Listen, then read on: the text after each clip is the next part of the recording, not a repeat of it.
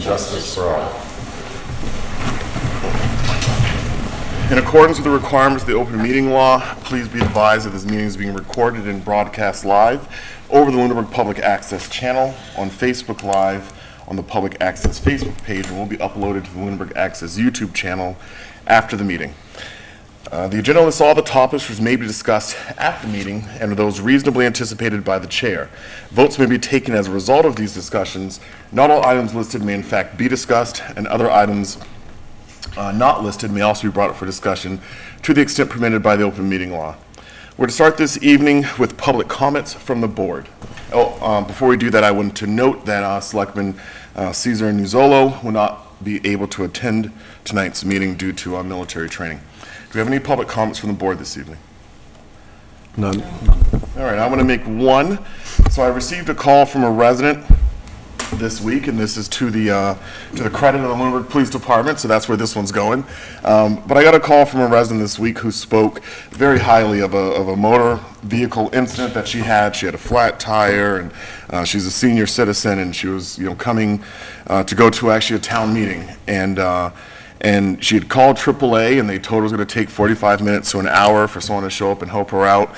And Officer LaChance and Officer Reed, who are with us this evening, were so kind to stop, help her out, get her on her merry way.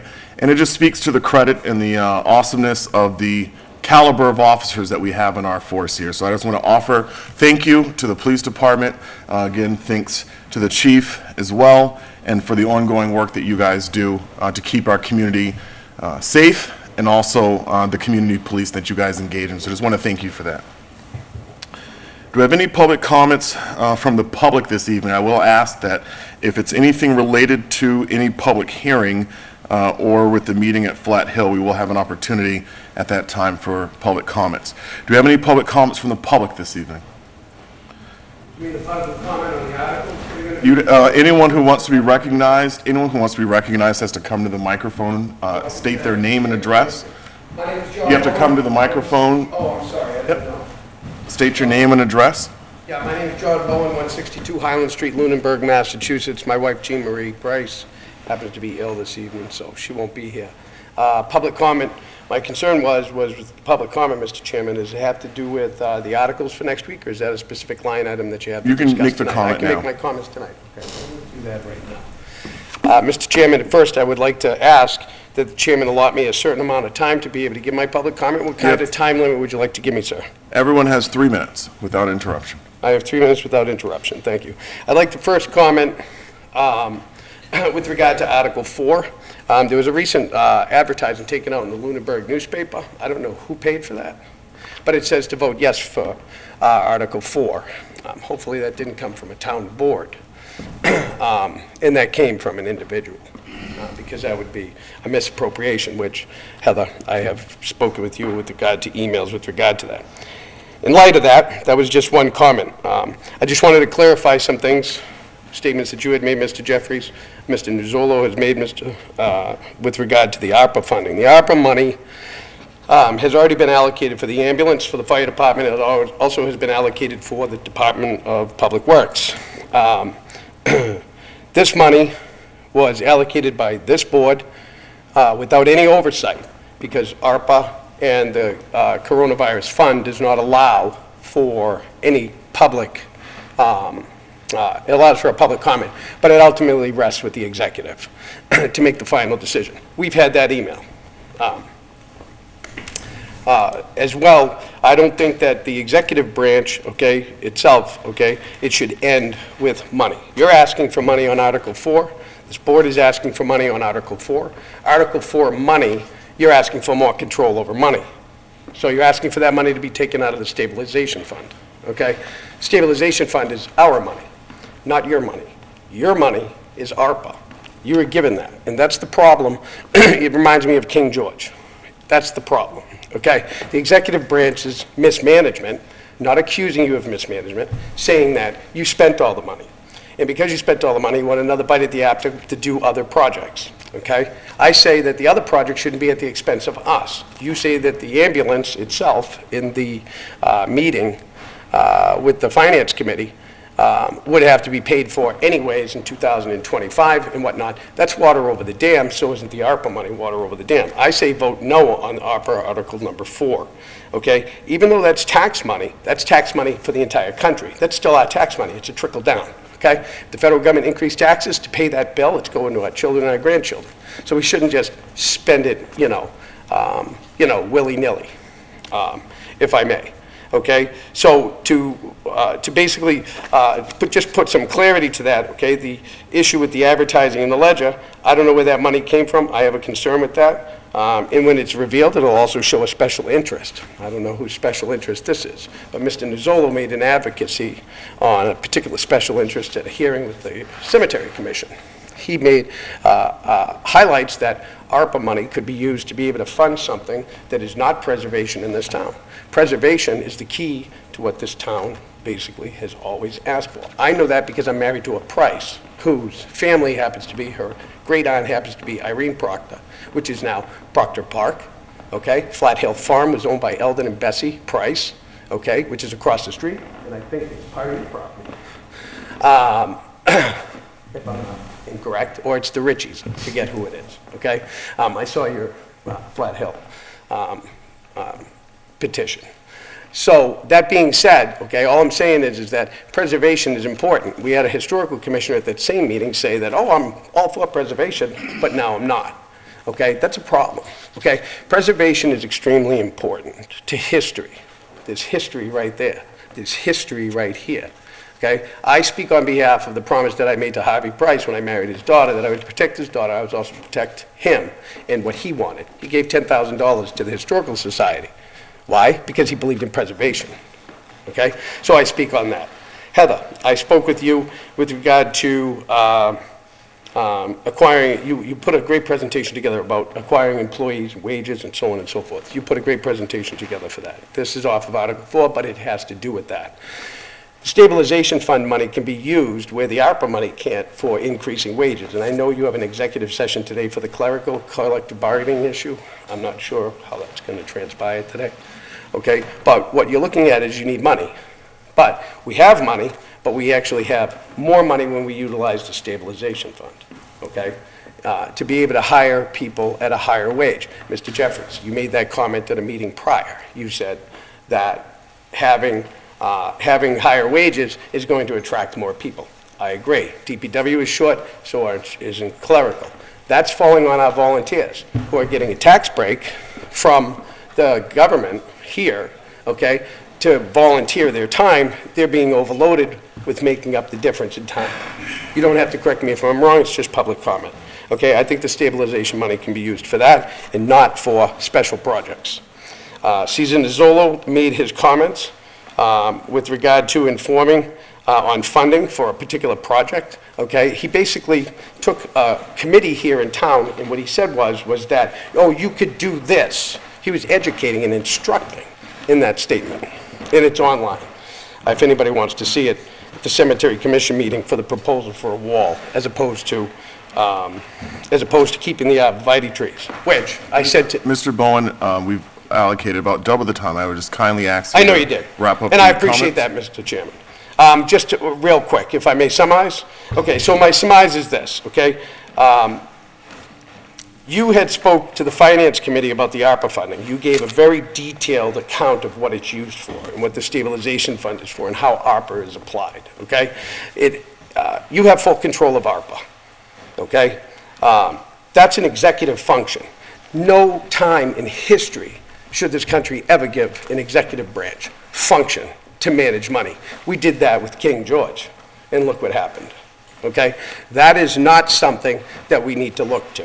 We need to look to what is it that the people's voice wants, what they want to do with money, not with you. Now, I know you were restricted by the federal government, that's fine, but you did have an option here, Mr. Chairman, to be able to put certain things up for a vote and carry things out till 2025, okay? And hold votes, because you said in the Finance Committee meeting, you said that we weren't hurting, so it's not necessary, that we didn't have to pay a lot of money or use a lot of money so we could use it for other things. Those were your statements, okay?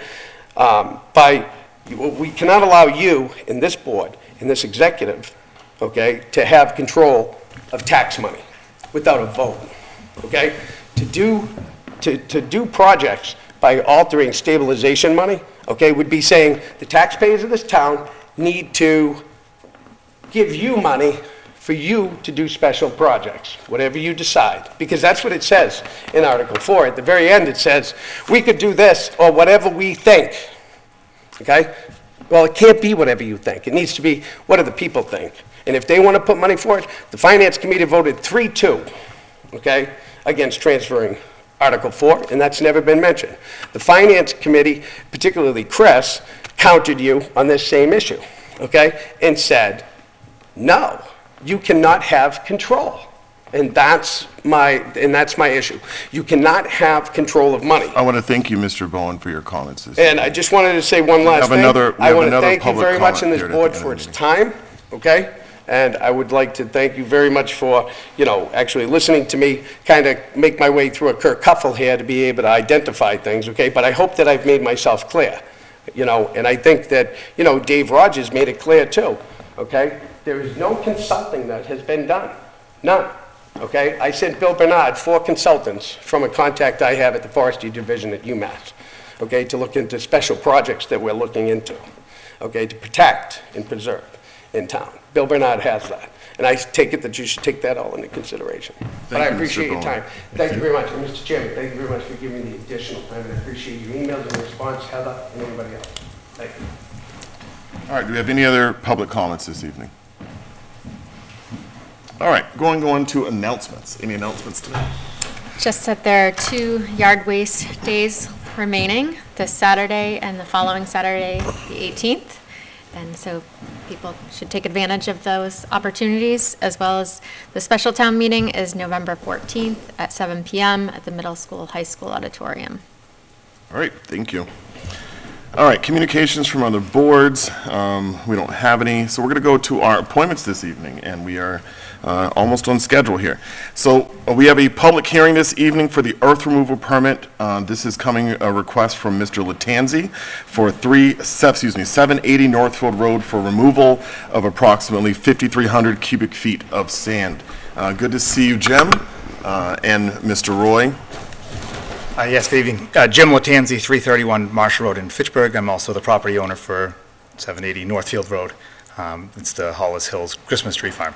Excellent. Well, we all are very thankful for the business that you do here in town. If you wouldn't mind giving us about a minute overview of what your request is tonight, Mr. Roy, on behalf of the applicant, I'd appreciate that. Will do. Thank you very much, Mr. Chair, members of the board. Greg Roy with Dillison Roy this evening. I'm representing the applicant. Just real briefly, it's great that we have representation from the police department. It's not often that we have the entire department here for a gravel removal permit, so thanks for coming for that. Appreciate it. I'll try to be very brief. Jim, Mr. Latanzi, over the summer months, spring-summer months, was working in an area of the Christmas tree farm, prepping the surface in preparation to plant some additional Christmas trees and putting in some irrigation lines and the like. It's an area just over the bridge, if you've gone and gotten your Christmas trees there. If you walk over sort of into the back fields, it's right off to the right as you walk into that area. As he was doing that, there was some material that he removed from that particular area and stockpiled it on another portion of the site, did not take it off the property, but there was some ground leveling that needed to occur. That material, as you referenced, is amounted to approximately 5,300 square feet. It's a marketable sand product. And we are here this evening, before he trucked 5,300 cubic yards of material off the site, we wanted to make sure we were above board and file with your board for the removal of that material. So the area has been prepped, irrigation has been installed. I think Jim said he's been amending the soil in preparation for planting another round of Christmas trees in that area in the spring. So that's why we're here today. I wanted to be brief. If you have any questions, happy to answer them. So it seems pretty straightforward. I think based on the application that we've received, most of the activities that happen at the location are governed by, the right to farm. And so This instance is just that you're looking to sell or otherwise dispose of this in an unrelated to farming activities. Is that correct? Correct. All right, so I think this is a very straightforward process for the select board, but I'll turn it to the members of the board for any questions they may have, then I'll turn to the public for any questions. I wanted to add one further thing.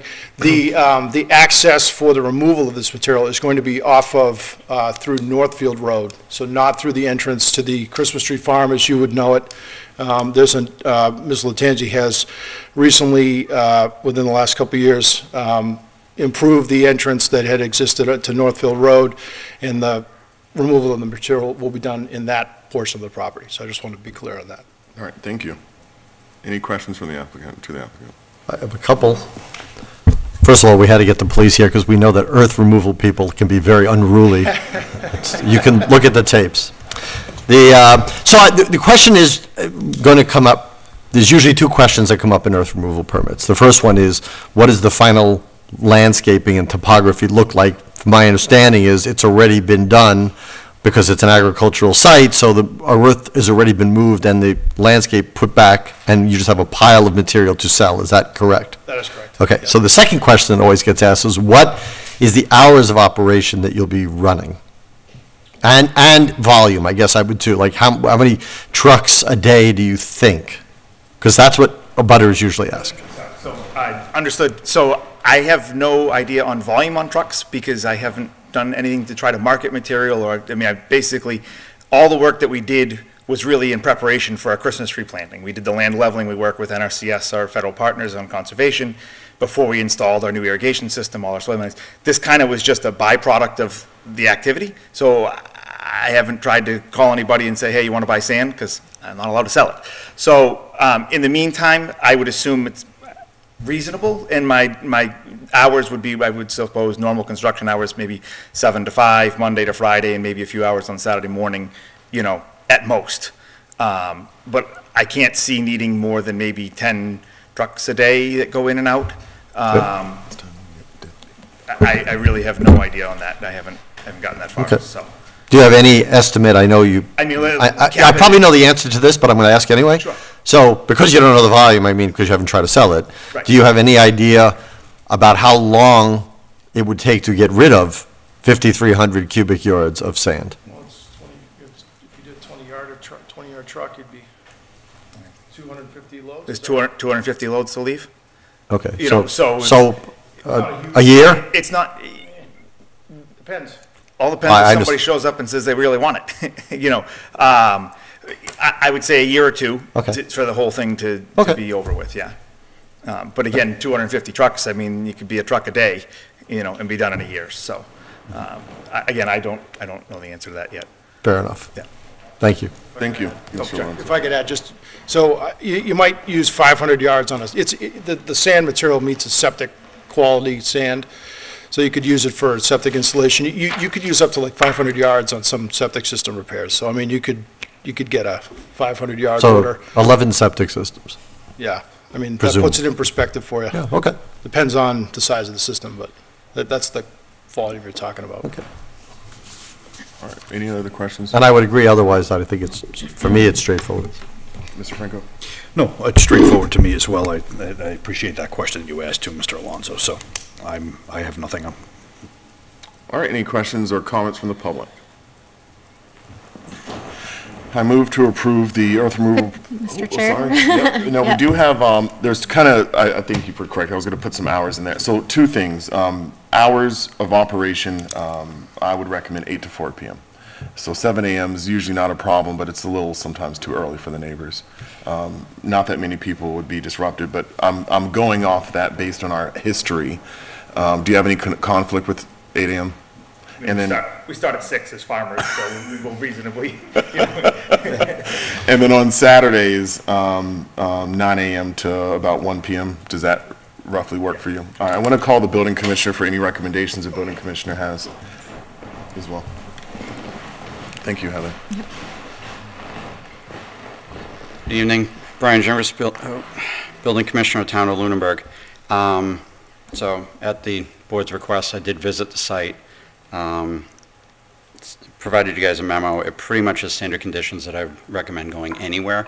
Having not met with the applicant, just kind of looking at it as an earth removal site.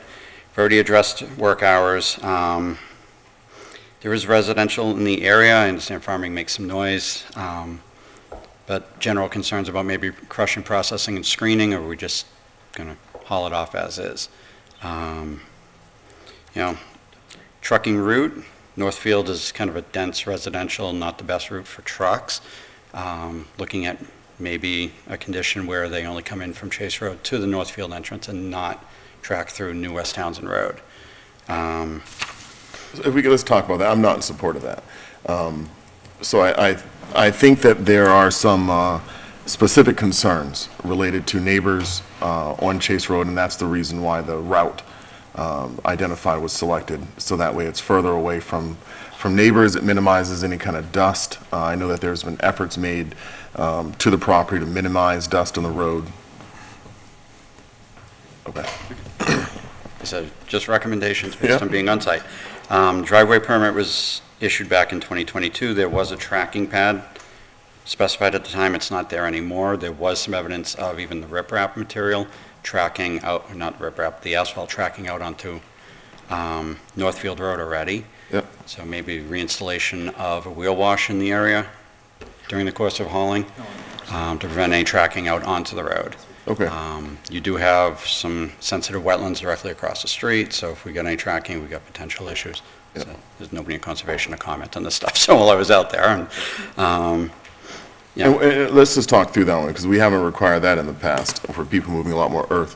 So, I mean, what is your vision for a wheel washing station? That you want him to get water to the end of his driveway? It's a 4 to 6 inch stone that breaks the material off, and I believe there was one installed there at one point. So if I can speak to it real quick. Of course, sorry. if you wouldn't mind us coming. Completely understood. We did have a construction entrance that we installed during the construction process itself. At this point in time, the entire roadway is reground asphalt all the way in, and you know, we under current farming activities, I'm in and out with tractors and mud and everything, and we've not had a tracking issue yet. It's roughly quarter mile of roadway before you get out to Northfield. It'd be one thing if you're leaving a normal construction site where you're working in actively in a muddy, wet situation, but where we've got a quarter mile of road, I don't necessarily feel that's you know, would help us at all at this point. It's just No, recommendations. understood. I just wanted to speak to that. Okay. We've got. You know, sufficient erosion controls in place. Again, there's some sensitive areas along the roadway. Okay. We don't have conservation agents while I was out there. I don't know if there's ever been a log of materials removed, ever required in the past. It's a reasonably small removal, so that may not be necessary. Again, I look at all earth removal permits pretty much the same way. Heavy trucks entering and leaving the road. I know Public Works is here. I don't know if they would have any specific concerns. I had some concerns coming over the berm. Are we going to be hauling and eventually breaking away the edge of the roadway? That's pretty much all I had.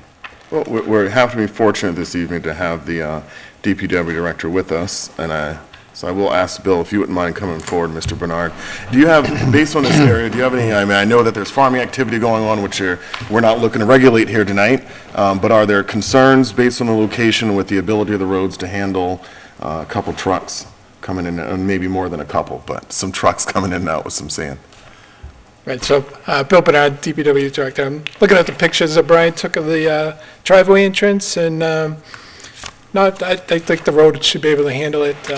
I know when they constructed this, they had some pretty big trucks going in and out of there, so there was no additional cracking or damage, so should be okay. All right, excellent. Thank you, Mr. Bernard. Were there any additional comments from the commissioner? I'm all set. All right, thank you. So I think that and I'll just discuss to the board before I make the motion, I'm not in favor of the recommended condition of wheel washing. I think that given the agricultural activities that occur there, we don't have a history of concerns and issues there, and I think that would just put additional costs on the applicant who's, you know, just trying to get rid of about 5,300 cubic feet of material that he just didn't need. But I would be in favor of putting conditions related to the 8 a.m. to 4 p.m. During the weekdays, consistent with our previous requirements, and the 9 to 1 on Saturdays. Are there any concerns on those conditions, or anyone else have any other thoughts? Well, Mr. Chair, so of the items that were brought up, of which there were 7 by the building commissioner in the memo, one of them was the time frame. I think I don't think there was any objection to that. As far as since you're selling sand, is there going to be any processing or crushing or screening? Okay, so that, we'll note that there will not be any. I would recommend that.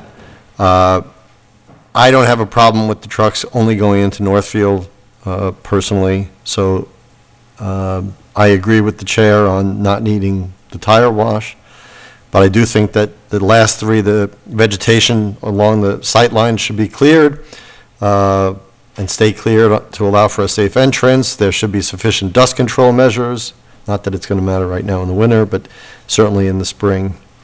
Can we just And- talk through that one?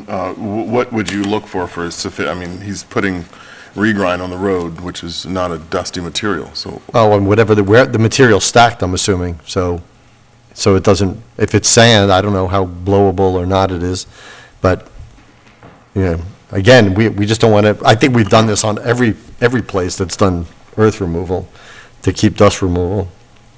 I don't think it's going to be a big issue here, so, and erosion controls, I don't think that's an issue because it's already dug up, so. I did, if I may, Sure. Yes. the Conservation Commission, I don't know if they sent you a letter, but they They said they did, were they going said they to. don't have any. Okay. They don't have any So I did jurisdiction on want this.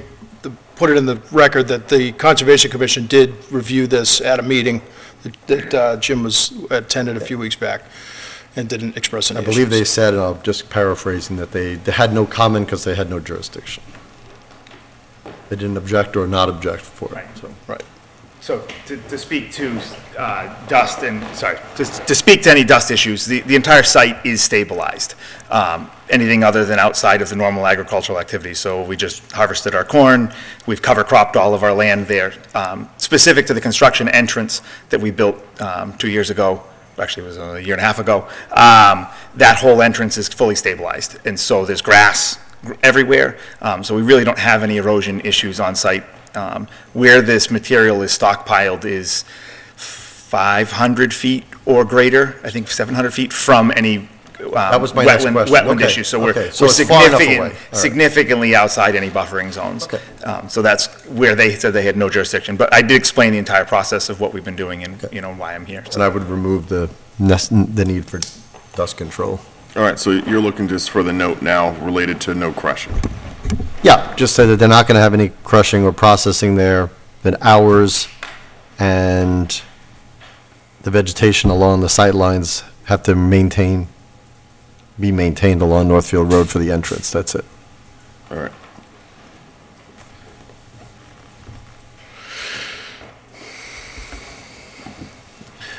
I move for the Select Board to issue an earth removal permit for Jim Latanzi for 780 Northfield Road as requested with the following conditions. That work will occur Monday through Friday from 8 a.m. to 4 p.m. on Saturdays from 9 a.m.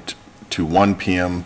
That there will be no crushing on site, and the property owner will need to maintain appropriate sight lines at the entrance of Northfield Road. Second. Any additional discussion?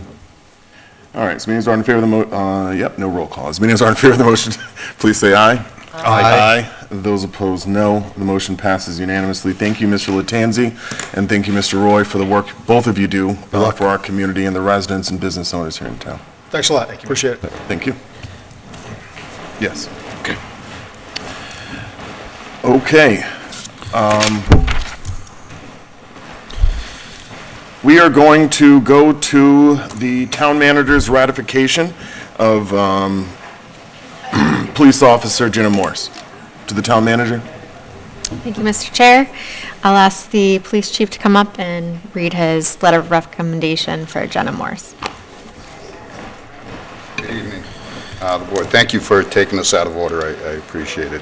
I appreciate coming before you again tonight to present another candidate for appointment.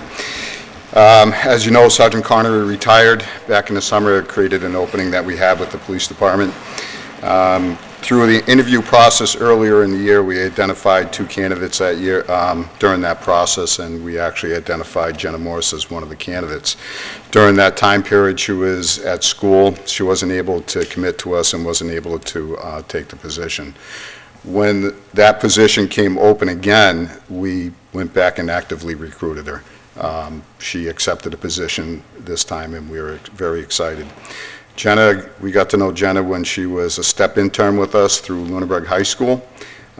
When she went off to college, she came back to us as a junior and became an intern with us as a college intern.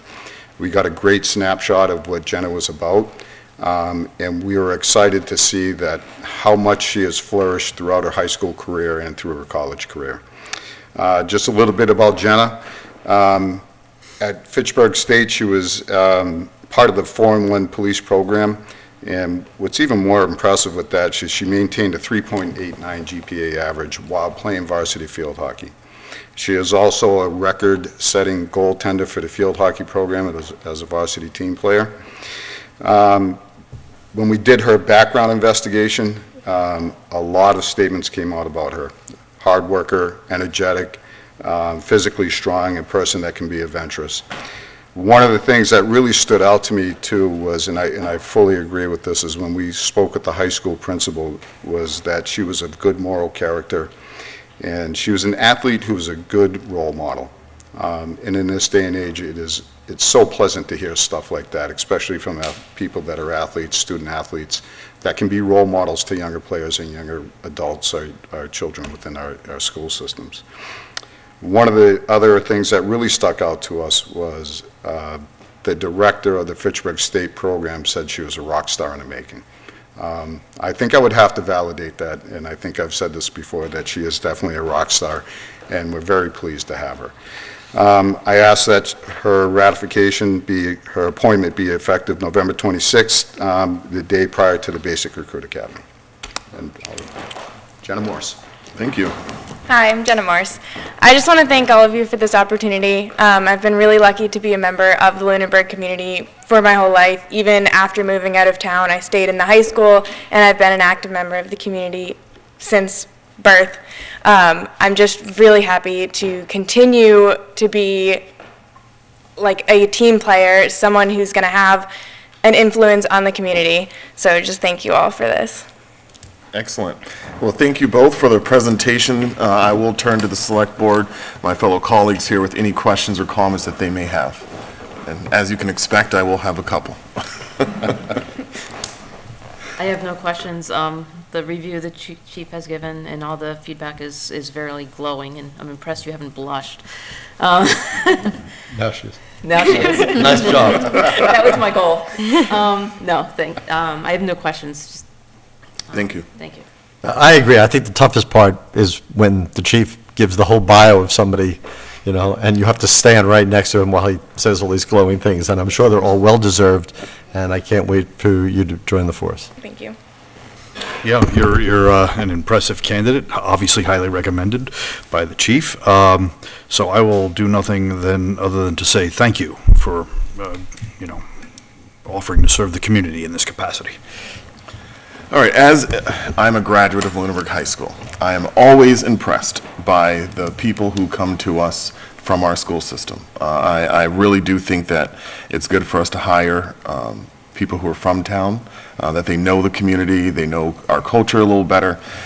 Certainly I'm okay with everyone outside of town too. I'm not saying that negatively, but I do recognize the value that residents have, and it's always good to have a mix, and I think that in a police force, all workforces, is good to have a mix of people who are that culture that they've grown up with, because what's ultimately important is maintaining it as we go forward.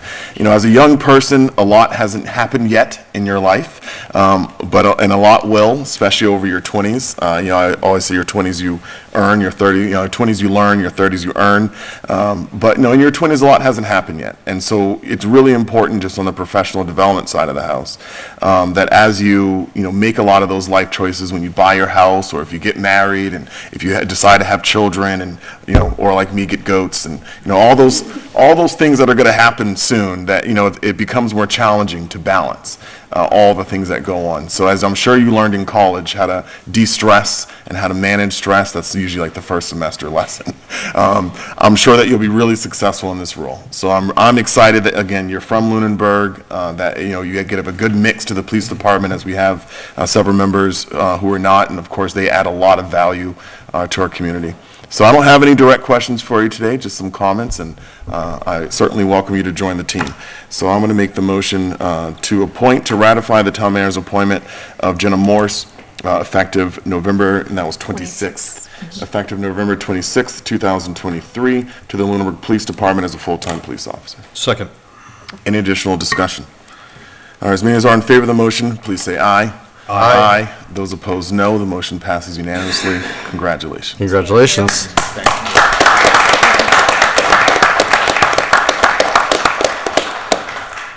Such an important day in the life of young adults to get their first full-time job, and especially if it's policing, because it definitely takes, as everyone who's in the force knows, you have to know you want to do it for many years, and you have to put those steps in order to get there. So I'm sure Jenna will be in excellent hands with our members of the police department who are with us this evening. All right. Thank you. Thank you. All right.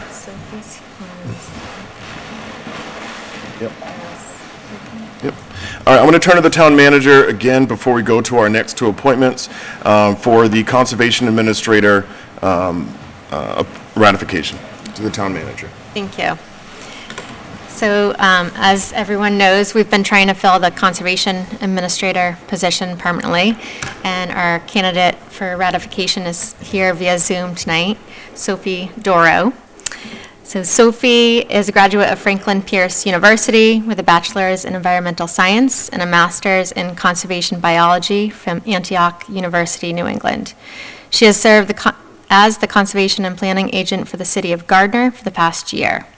Prior to that, she worked for Mass Audubon Wellfleet Bay Wildlife Sanctuary as their public programs educator, day camp counselor, and citizen science projects, and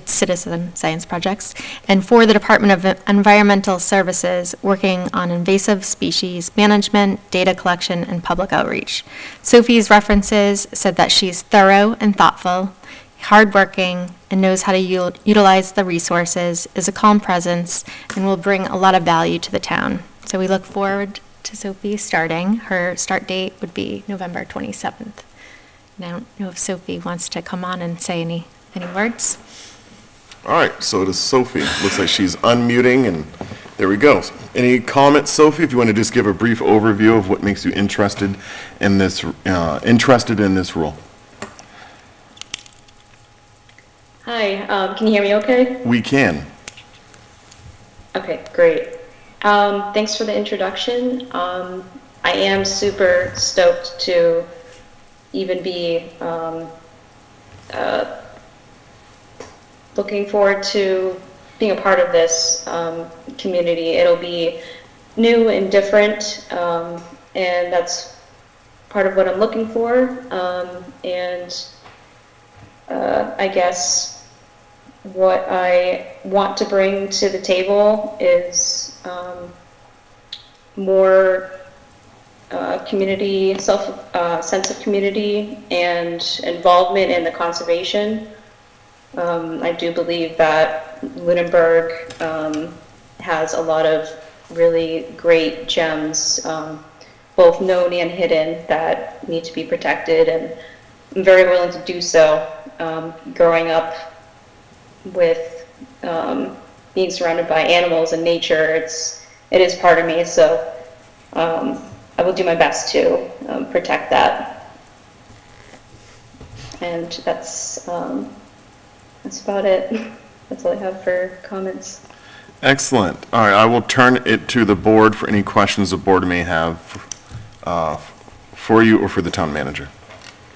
I just have one question. Have you had the opportunity to meet any members of the Conservation Commission? I have not, actually.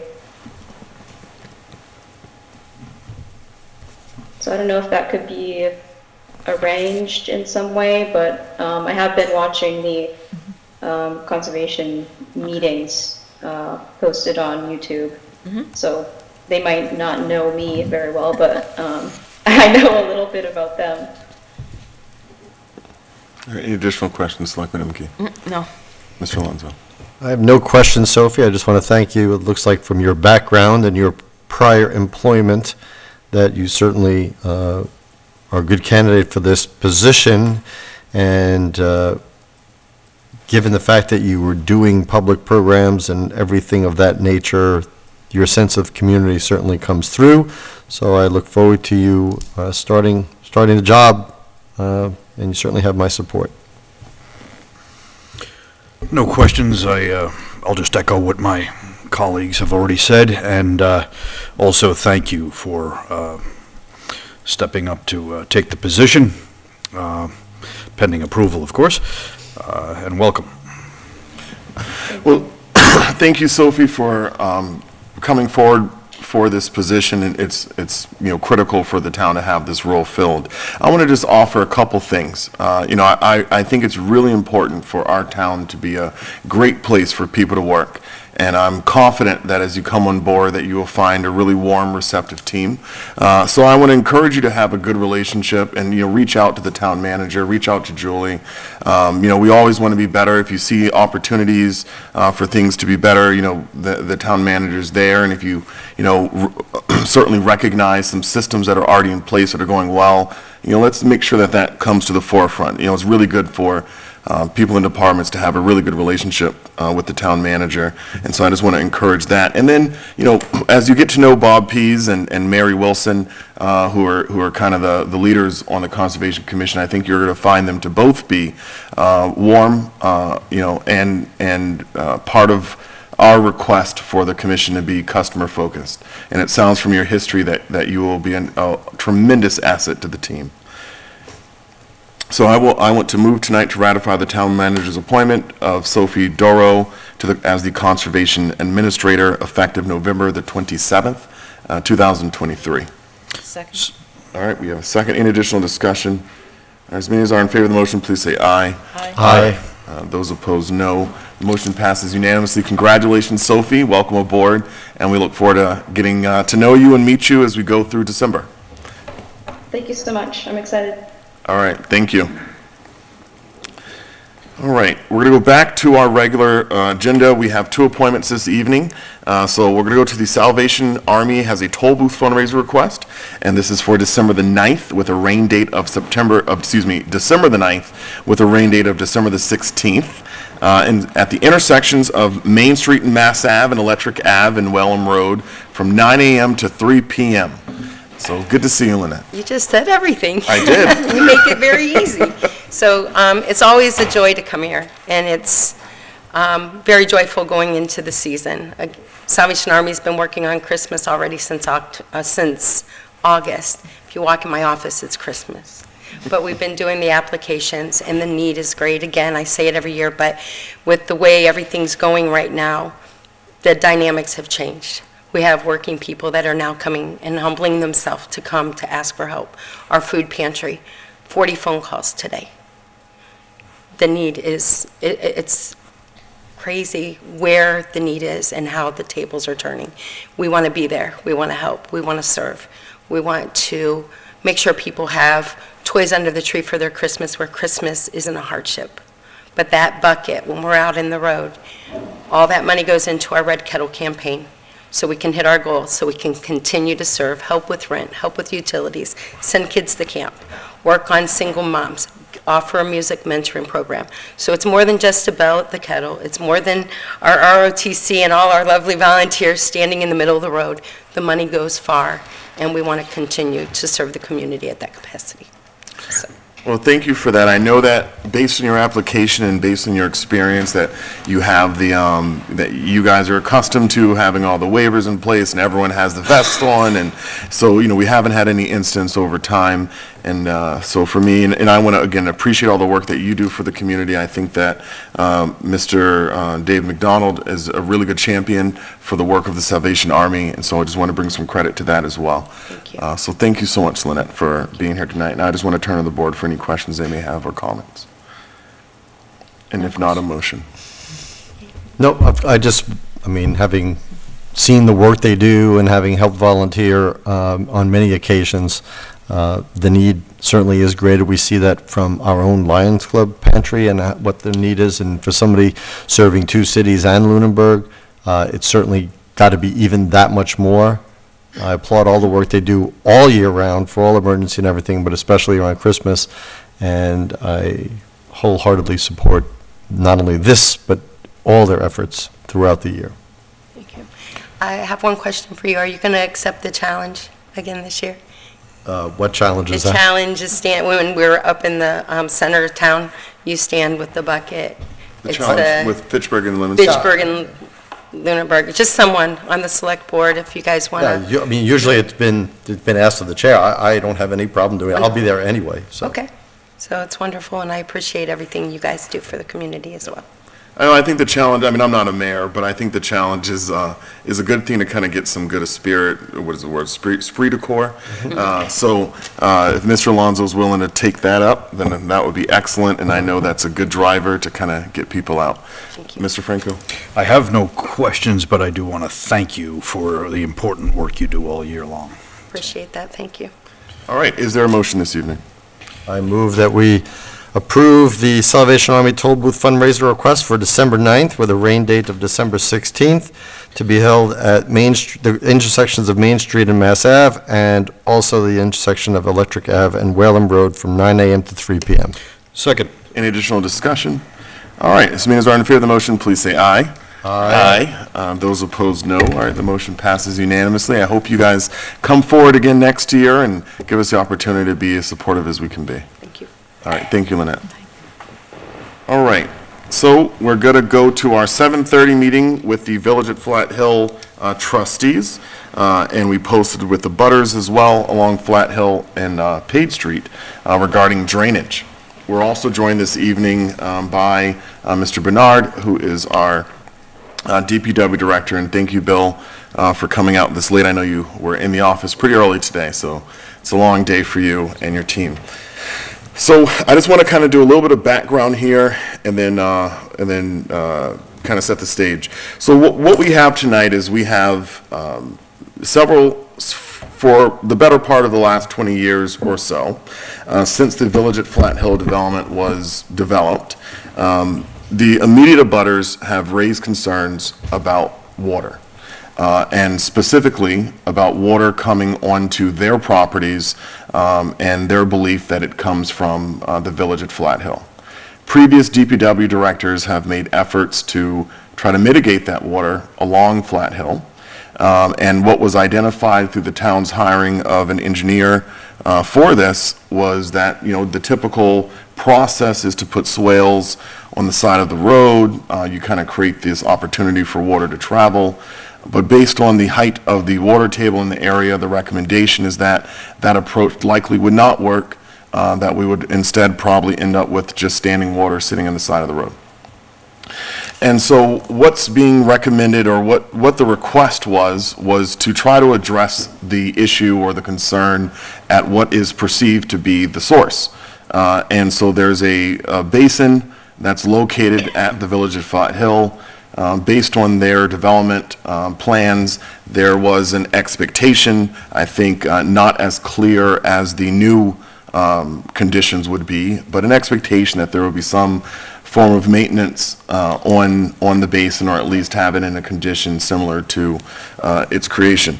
So in communications with the Village at Flat Hill, the village trustees, the trustees have committed to addressing the clean out of the basin. They've currently gone through the process of securing 4 quotes. I think they've received 3. They are committed to doing the work prior to the end of the spring.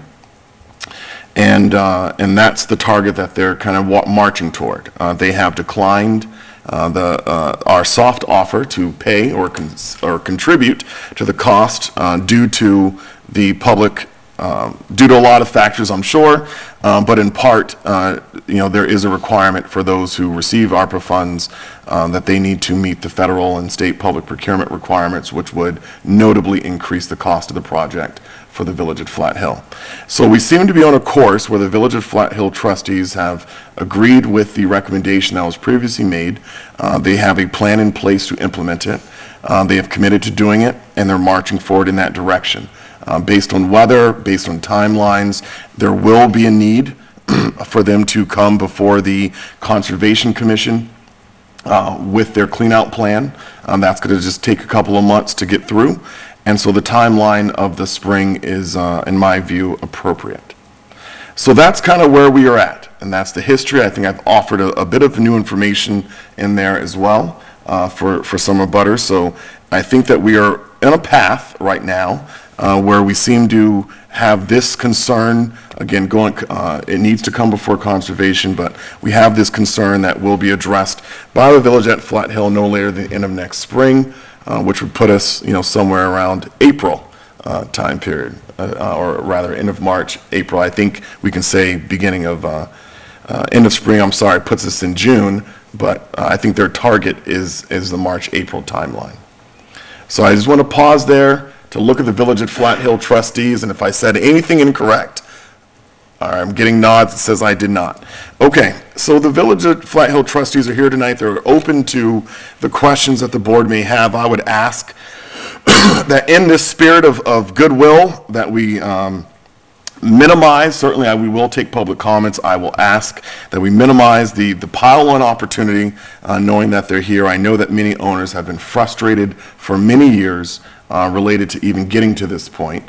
And I do want to acknowledge that the direction that the Village at Flat Hill is going in is one that is cooperative with the request of the town. It's cooperative with the request of the engineers, and I want to make sure that we maintain that positive working dynamic as we move forward. So I'll pause for any questions from the board before we call up any abutters, Mr. Allison or Ms. Whalen, with any questions or comments that they may have. I will hold off till I hear the comments. Okay, so let's start with any abutters, anyone who's affected downwind. We know that there's water issues going down Page Street. So any abutters who wish to come forward and make any comments, please do so. Be sure to state your name and address.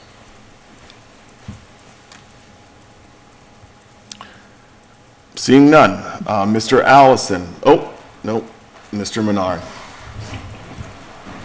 I heard some great news, Chris, that you're going to be unavailable next week. That's great news for you, yeah. Of course, I'm giving you a hard time. There's a little underlying joke there, but thank you, Chris, for being here tonight. Yeah, thank you. So, Chris Menard, 672 Page Street. I'm glad that this is going to happen. I'm hesitant to say it's going to solve the problem. Very hopeful of it. I will say that the Page Street has been deteriorating at a rapid pace over the last year due to water issues. And I think kind of some level of engineering needs to be done on getting the water away from my property, because that's where it all ends up anyways. And it's evident, that the water is coming down the road and onto, between my property and my neighbor's property. Ultimately, for myself, for Susan, for Matt, for everyone, it's really the town putting water onto our land. Now, the Village of Flat Hill is putting water onto town land, got it. But a lot of work has been done over the years to reroute that water, across onto the other side of the road, et cetera. So, again, I'm hopeful this will solve some problems. I doubt it's going to solve all the problems, and I just want everyone to kind of be aware of that, is that we got to monitor this. I was hopeful that it would be done before the spring, because that, March, April, May timeframe is actually the worst time for this issue, because it's all the snow melt. It comes down in pretty rapid pace, either down Flat Hill or, through Susan's yard and, out through Dave's yard, et cetera, and then ultimately into mine. So, again, I'm glad the Village of Flat Hills has come forward, but we do got to continue to monitor this. I don't think this is necessarily done. Additionally, I'm happy that I think that the stormwater, the pipes were all cleaned out, the retention basins on Page Street. I do think that we got to get into a very routine basis of cleaning those out. So I don't know what the schedule is on that, but I do not think that they were done for many, many years. So just across town, that's also contributing to problems. So I guess that's all I have for now. Thank you, Mr. Menard. Any comments or questions from the board related to those comments? All right, I want to turn to Mr. Allison. I know that Mr. Allison had reached out previously. I think he had some comments, just to give him the opportunity if he has any this evening. Good evening, can you hear me? We can. Excellent. Again, Mr. Jeffries, I distributed a PowerPoint presentation with 9 slides for tonight. Would you like for us to bring that on the screen and share that? Would love that. And also, I would like to ask if Mr. Marchetti and our DPW director are in attendance. They are. Excellent. So I guess I would love to have them comment on slides 2, 3, 4, and 9 specifically of the presentation that you have available. We're pulling it up on the screen now, Mr. Allison.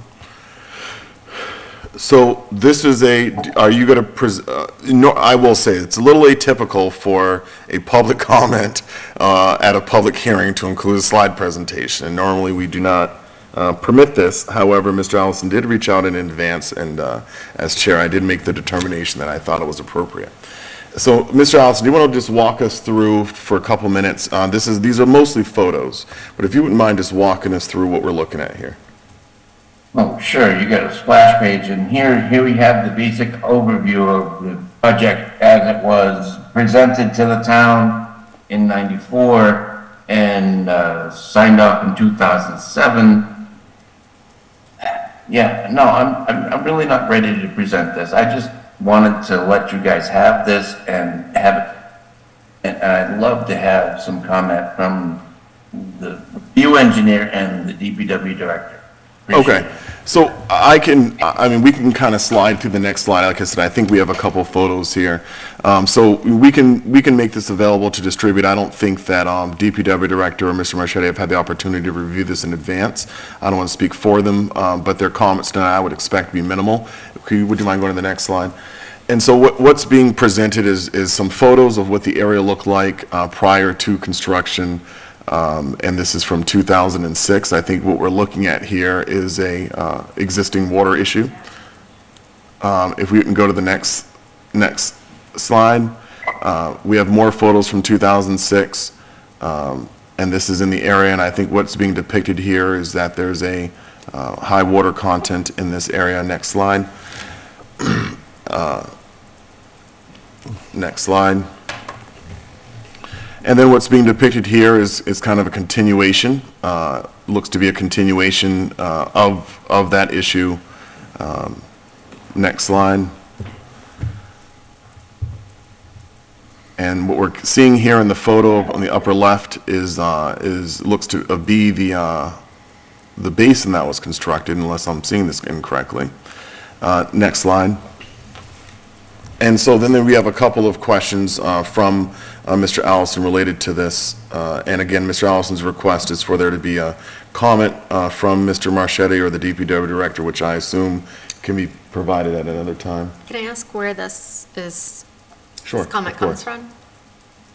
Mr. Allison, would you mind just clarifying where what we're looking at now on the how can anyone justify this slide, where this is from? Yep, sure. Yeah, no, we had a public request, a public information request. Susan Whalen and I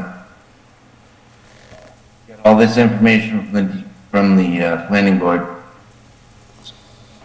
Okay. This is all from the town of Lunenburg's information.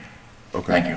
I think it would be helpful if there were a reference to where this paragraph came from. Like is this part of the planning board subdivision plan or an order of conditions that was issued in what year? There's no. Yeah. Well, I mean, I think that we don't necessarily need this information tonight, but I think, Mr. Allison, if you wouldn't mind just providing that way the DPW director and our engineer can provide the feedback you've requested. And also, I would mention that this was provided before noontime today to not only the town manager, but also Mr. Marchetti and the DPW director. Okay. So, thank you very much. All right. I have that information. Okay. From the August 25th, 1994 drainage report for the village Can you please ask her to come to the microphone? Yeah, I'll repeat it back, Ms. Whalen. Ms. Whalen said it came from a 1994 drainage report. But Ms. Whalen, if you wouldn't mind just saying that in the microphone again. And it's from the drainage report on page 7, paragraph 1. All right, thank you, Ms. Whalen. All right, I know everyone has busy work days. I'll just kind of look for a nod if you guys have had the opportunity to review this and if you are prepared this evening to make a comment. No and no. Okay. It's pretty customary for us to afford, a reasonable amount of time for staff and hired support to be able to provide comments and feedback. So I think that your questions posed are pretty straightforward. All right. I think that was the last slide. Thank you for sharing that, Town Manager. Any other public comments this evening? Sir, please. And while you come forward, I recognize some service, so I want to thank you for your service, veteran to veteran. Thank you. Thank you, sir. My name is David Melvin, 655 Page Street, and I've just got some general comments. I do want to say I had the opportunity to meet Bill the other day when he came out and did the drain cleaning, and really do appreciate that the effort was put in to start some kind of progress. But the big concern I have is that we've heard community a number of times tonight throughout each and every speaker that's come to the podium, but I'm not sure what that sense of community is when we have existing community members that are now having compounded issues with groundwater, and I don't feel that we've put enough investigation into what the actual cause is. We're treating symptoms. And talking about cleaning out these stormwater holding tanks, that's great, but we still had the problem when they were brand new. Now we've got an additional housing complex that's been put in, lost 400 trees that were soaking in groundwater, and we essentially sit on a sponge. We've got neighbors that can't mow their yards close to ponds because there's now 30 feet of saturated mud that separates them from what used to be solid ground. So the issue isn't just rainwater when it falls and it flows over the top. It's flowing over the top because it's got nowhere to go. Have we done that geological survey that we talked about 6 months ago? Have we brought another firm in to find out where this groundwater is coming from that just sits there? Because I've been to the Menards property and you can see the water coming out of the middle of a hill. It's not coming from the top. It's being squeezed out from static pressure of just the sheer volume of water. So what are we doing to address the root cause of this as opposed to looking at the symptoms? Swales only carry that water over the landways and through these side properties. They erode our roadways, and I'm losing property on Page Street just because of the amount of erosion that's coming down from that sheer volume of water. So I would like to see us doing something. After 20 years of knowing that we're treating a symptom, can we start looking at the root cause? And I would prefer if we could get some kind of a geological engineering survey in there so that we can actually understand, are there artesian wells or springs that are coming up and pushing groundwater up? Where is this water coming from? Because we can't afford to have any more coming through. I've got foundations that are crumbling because of freeze-thaw cycles and pure ground saturation. So as a frustrated homeowner, I'm hoping that we can make some progress. Thank you. And would you mind giving me your name one more time? David Melvin? No. Okay. Yes, sir. Thank you. Thank you, Mr. Melvin. Would anyone like to hit that before I do? Mr. Melvin, I think it is a complex issue. I'm not an engineer at all. Full stop. I believe in climate change, okay? And I do. And I know that some people don't, but I do. I mentioned a story that, when my family bought the house that I now live in, that I purchased from the estate, we had apple trees in the yard. And, at some point in the last, 15 years or so, we lost the apple trees. Big storms, they come over. And so I purchased, 4 of those really cool trees that have like 5 strains on them, 5 different strains. And so I go into, replace them near where the old ones were. And the people who had, had the land since, I believe, the 1940s. And I got about 2 inches down, I hit water. And now, whenever I dig in my backyard, which I don't anymore, those trees died. They obviously didn't survive. I try to hold on to them for a couple of years, but in my own backyard, if I go down 2 to 3 inches, it's water. In the springtime, we have standing water. I do think that some of this, the select board did a walk last year. We did have Mr. Marchetti do a survey, and the results of that was, hey, it's a lot of groundwater coming out of the ground, and it's everywhere. And, you know, and I think there was agreement that this one issue could be addressed at the Village at Flat Hill, but that it may not resolve the problem. Because as you walk down from the Village at Flat Hill and you kind of get to the intersection with Page Street, the water kind of just starts going underground again. And then as you start walking down Page, going toward Mr. Menard and Karen Menard's house, you see it come out of the ground at a couple different locations, and it starts bubbling out. When we did a walkthrough of the Village at Flat Hill, and you kind of go behind that, the first row of homes that are bordering Flat Hill itself, and you kind of get behind them. I think one of the owners has a septic tank, and there's a wooded area back there. I mean, you can see the water just coming out of the ground. You know, I took a drive around town just to look to see other parts of the town that are having the same issue. In my opinion, I think it's a pretty widespread concern. I think that we have some owners and residents here who have been on top of this because they're long-term residents, and they want to see some change, and I think that there's definitely things that can be done, but I don't think this issue is isolated to Page Street and Flat Hill. You will see it down Lancaster Ave. I think we all who drive down Lancaster Ave, we know the points that ice over every single winter, no matter what. When you start turning down some of the side streets off Lancaster, I'm blanking on that first road you get to. I'm not sure if it's Gilchrist, but it's all over there too. So that first road after Page, if you're going down Lancaster, you take the right after the organic farm. You come around that bend, same deal. So I mean, we do see this all over the place. And I'm sure Mr. Bernard, as he's nodding his head, is in agreement that this is a problem, and it's groundwater. We have a lot of it. And I know one of the comments I made in the past was, can't we just bottle this stuff and sell it? Like, you know, can we bottle it, filter it, and sell it? Do what Poland Springs did? Like, will that help out? So I do think that this is likely, or potentially, I think, a symptomatic treatment. But Mr. Marchetti, do you want to speak to any additional survey, anything, if you want to correct anything that I've said? I don't want to do all the talking here tonight, but if you want to just make any direct response to the concern from Mr. Melvin. No, I agree with everything you're saying. It's not an isolated incident. This is happening everywhere. We've been, as an engineering company, inundated in the last 2-3 years with septic system repairs because everybody's systems are failing because of high groundwater. It's happening everywhere. It's not just here. So I agree with everything you just said. The maintenance of the basins is going to help. It's certainly going to help, but like I said, and we all agreed before, it may not fix the problem because it's widespread and it's well beyond. And you know, I'm not saying it because it's a cop-out, but this has been the wettest year in history, and who knows if it's going to continue, you know? So I think this is definitely a positive step in the right direction. This will help improve the amount of water that's discharging from the Village of Flat Hill subdivision. Maintenance of stormwater infrastructure is paramount to, it's super important to the longevity of the system and having them function as designed. 9 times out of 10, when a system fails, it's because it hasn't been maintained.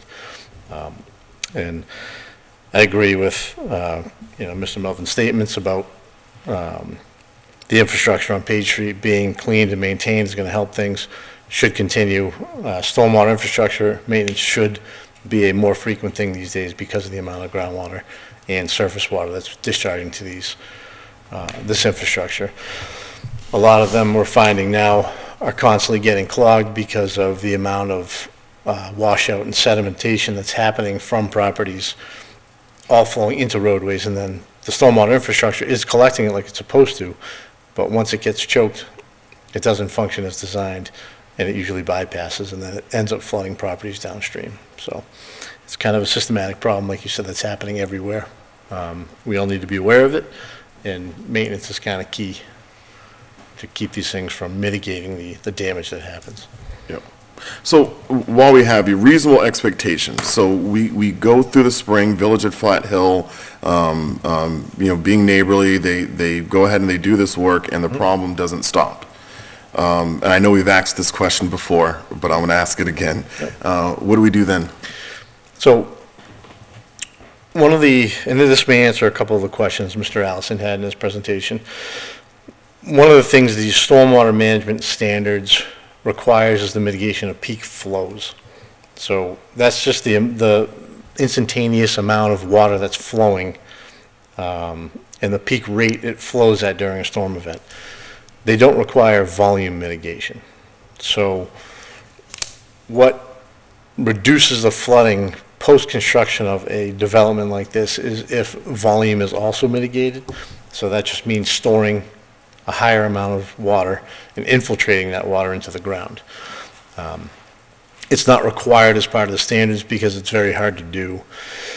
It's based on soil types. If you have really, really low groundwater tables, good sandy soils, it's easy to get rid of that volume. So you can mitigate the peak flow volume as well as the peak flow rate. Rate is what's required by the mass standards and the town standards, not the volumes. And if I could just stop, because I know that there are some people at home who are confused, and I just want to try to offer some clarity here. So when you're talking about peak flow, what you're saying there is not volume. Volume being, the amount of water. Yes. So it's not the amount of water. It's just how much water is exiting from an area. Is that? It's the rate. So how fast it's leaving. How fast it's leaving. So what typically happens is you design a pond to hold the water and let it out slowly. So in the existing condition, it may have flown at, let's just say, 2 cubic feet per second. Post-construction, say it was 2 cubic feet per second, but an acre foot of water. Post-construction, it might be 3 acre feet of water. So it's more volume that's eventually going to get downstream, but it's being let out at the same rate as it was before. So this has an impact. That's why stormwater controls are designed the way they are. You mitigate it as best as possible, but it's not required to be maintained or mitigated the volumes to less than existing conditions. So all the development, like Mr. Melvin said, the other developments the other houses that are being built along the roadways, the DEP stormwater management standards don't require single-family residential to meet the stormwater standards. So you don't have to put any stormwater controls in for a single-family residential house. Lunenburg has changed their bylaws to require standards. So they require peak flow mitigation, they require volume, they require multiple things to be installed on the site to help mitigate the impacts of that. So Lunenburg, a lot of towns don't do that, so Lunenburg is kind of ahead of the curve where they do require it. But meeting all the full standards isn't required, just doing something to the greatest extent practicable. And they have certain standards and thresholds you need to meet. So stuff is being done for those. Is it enough? It's more than most municipalities require, but some things are. So I know in town, and I myself have permitted a whole bunch of them in town. There are small, they're called pea-stone diaphragms, so they're 3-foot wide stone trenches that are installed along the edges of driveways that have volume. They hold the water, they try to infiltrate it. Rain gardens, they're like little detention basins, but they look like landscape features in a yard. They do hold back and mitigate and infiltrate water, but they're not designed to mitigate 100% of the volume and 100% of the peak flow rates. It's not required to. So Lunenburg is doing something more than many other municipalities. They are doing stuff to control stormwater from smaller residential developments, but it doesn't do it all. So, there likely will be higher peak volumes and rates downstream on Page Street from the development that's occurring upstream. So, I guess to get back to your question, what do we do if the maintenance of the basins doesn't fix the issue? All you can do is try to collect it at the source. This is where we've had an issue because we tried to do test pits along the shoulders of the road where we could try to put in swales to try to hold back flows and volumes and mitigate some of that volume, but groundwater was maybe 18 inches below grade. So by the time you dig out a 18-inch swale, you're in groundwater. So the water's not going to go anywhere. It's going to pond and just hold in the side of the road. And I know we've talked about options. Town owns a couple of parcels out behind the Allison property and Miss Whalen's property. If there's a way to figure out how to collect it and pipe it down there. We could put other basins, but basically volume mitigation, adding volume, adding storage, even adding storage under the Page Street or under Flat Hill with bigger pipes or small underground ponds is an option. It's something we can look at. It's things you can do. There are things, but again, we're kind of handcuffed here because groundwater is so high. So we can't go 6-8 feet below grade and put a pond if we're completely within groundwater. Because then your pond you just installed is going to get full of water, and then you basically are back to square one. Yep. Mr. Lons, do you have a question? I have a series, if I may. Yep. So with Mr. Marchetti here, sorry, Marchetti. Sure. Habit, it's habit, sorry. So to Mr. Melvin's question, first of all, can you review, because we do this every few months, and so people, including myself, forget what we've already gone over. Can you tell us the studies that have been done there already? So basically, the studies that have been done it's all been surface geology or hydrology. So it's all surface flows. We've reviewed all of the documentation that's been filed from the 1990s through when this subdivision was constructed. So all I can do is review the materials that have already been created by the other engineering companies that were approved in town. I've reviewed them for accuracy, for consistency with good engineering practice and the current standards of the day when they were filed. Haven't found anything in error. Everything was up to speed. We looked at, again, just the properties around, what's available for storage. We did site walks. We did test pitting up and down Flat Hill to see what the groundwater elevation was at, to see what kind of soils we're dealing with.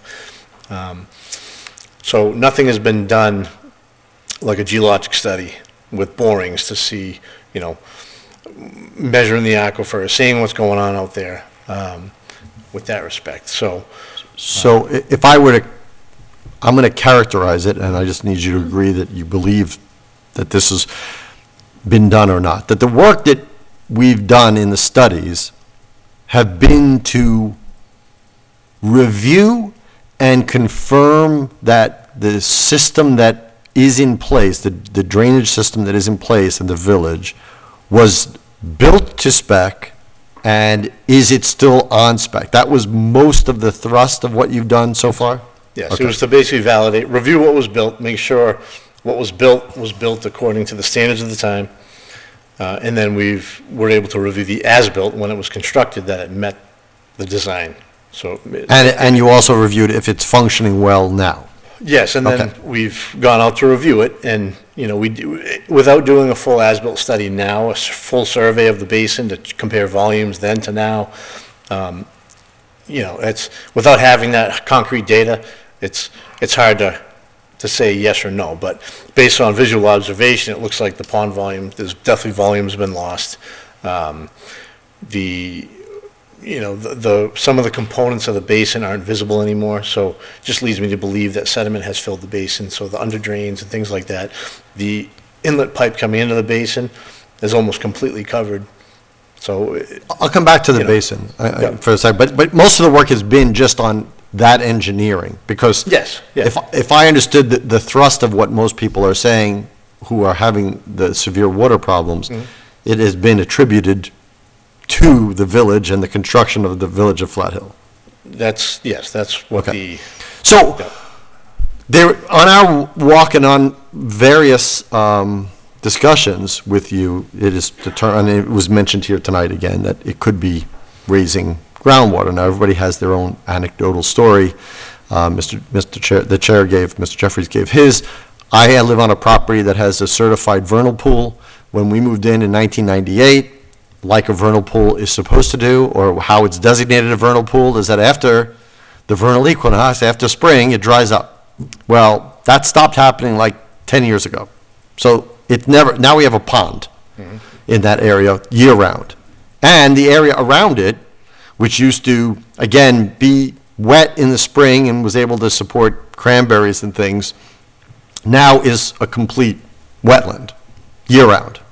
So I can certainly say from that part of the property, this is part of the Catacounamug, water basin that just comes down and used to fill that vernal pool, and now it's just always a little stream going through, even in the middle of summer, not just in the wettest year that we've had, but the last 5 to 7, 10 years. But that being said, if groundwater is rising, what are the available mitigation methods that the town could use, if at all feasible, technically, or engineering-wise, and fiscally? I mean, I got to believe anything that's going to mitigate high water tables is an enormous problem. Yeah, it's the only way to really do that is to find a location where groundwater isn't as high, but you got to get the water there. And that's why I keep going back to the properties that are out behind Ms. Whalen's property that the town owns. We haven't gone back to inspect it. I haven't walked it. We're just looking at a map and seeing what the GIS map shows for properties. There's basically the only area available. The only other place I could think of is physically under Page Street. We know where we've dug, only on Flat Hill. We haven't done any excavations on Page, but there's a potential. I know where the stormwater outlet's at Mr. Menard's property. Seems like where the catch basins are in the street, where it discharges, there's a good elevation from the road elevation down to the stream elevation. You know, maybe groundwater under that section of roadway is much lower. But without digging or without checking it, we can't validate. So that would lead to my question. In your opinion, only your opinion, is such a geological study, would it be valuable to determine a solution like that if it was needed? I don't think that geological study is going to determine a solution for how to fix the drainage problems that are happening, but it'll give you a better understanding of what's happening to cause all the water that's flowing out and why. And I have seen this in other properties in Lunenburg, not at Flat Hill, where I've physically seen water bubbling out of the ground, and there's no well there, there's no there's no water main in the street that's nearby that's causing this type of pressure to bubble water up out of the ground. But it's happening, and it's a mystery to me. I can understand the artesian principle of how it could happen, and it very well may be. Ms. Owens, I'm just going to interrupt for a moment. Yep. We will give an opportunity to the public to ask more questions after the board has had an opportunity. Thank you. I don't know if anybody else, instead of getting people up and down, if anybody else had questions for Mr. Marchetti. I'll go to any other select member. I have questions about other things, but I don't want to. I had a lot of the same questions about, if come July, if all the basins cleaned out, we've done regular maintenance on Page Road drains, and things haven't improved much. Where do we go from there? And if it is groundwater, I don't know. I'm not an engineer, but it seems like the only thing, like you said, is to find a place for the water to go. I mean, putting another, what did you call it? Like a decorative rain pond or whatever it basically functions as a detention pond or something along the driveway. I mean, the water is just going to pool there too because it can't soak in. Like stormwater BMPs, the best management practices like a rain garden, they only function if they're sited properly. So you can't put an infiltration structure in the groundwater table. It's not going to function. Right. Because the water's not going to go anywhere. So anything that is designed or implemented has to be sited properly. And we found is the significant challenge here at Flat Hill. And that's why I keep going back to finding a piece of property where you can build a basin that's down gradient, where you can pipe stuff to, that has that separation of groundwater, or you can build it up above grade if there's a slope across it. You can build the basin and build the berm and build the dam downstream on the lower end of it to detain and hold this water. So doing some kind of geographic survey would be required to see if any potential area could serve as a basin, just if there is that separation from groundwater. Yeah, so if we could identify a property or identify a site for it, I mean, that's only the first step. You got to get the water there first, you can't get the water there, it's useless. So, if it ever came down to piping it we would have to collect it all and then be able to get it by gravity. And what water, where do you collect? How far Catch upstream basins. do you It's- go? It's as far as you can go up, Because if it is groundwater, Hill. it's going to be an extensive area, I would imagine. I mean, it already is. but with something like that, you're not trying to collect it from all over the properties and the woods and stuff, just in the roadway. So collecting what's flooding out to Flat Hill, you know, installing catch basins up and down Flat Hill. And then, you know, I could say Page, because it all eventually gets down to Beaver Brook, but without knowing all the topography and how to get there, I don't know what we can actually get there, you know? But, you know, physically being able to get it to It the sounds like it location could of be the coming pond. up along Page too. The groundwater, it's It is. It is So- coming up.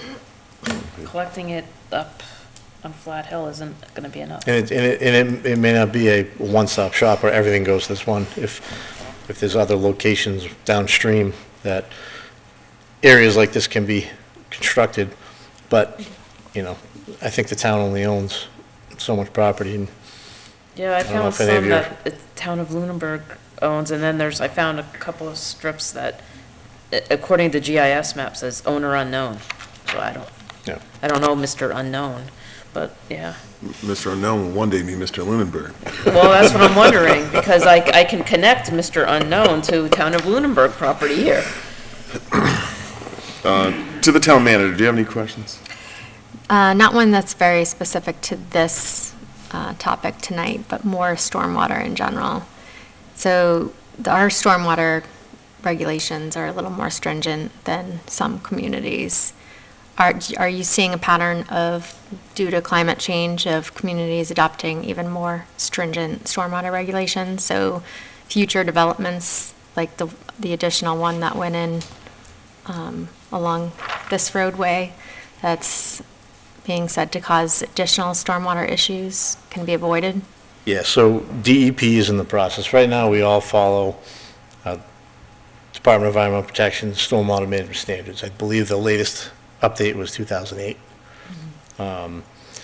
They're in the process right now of revising them.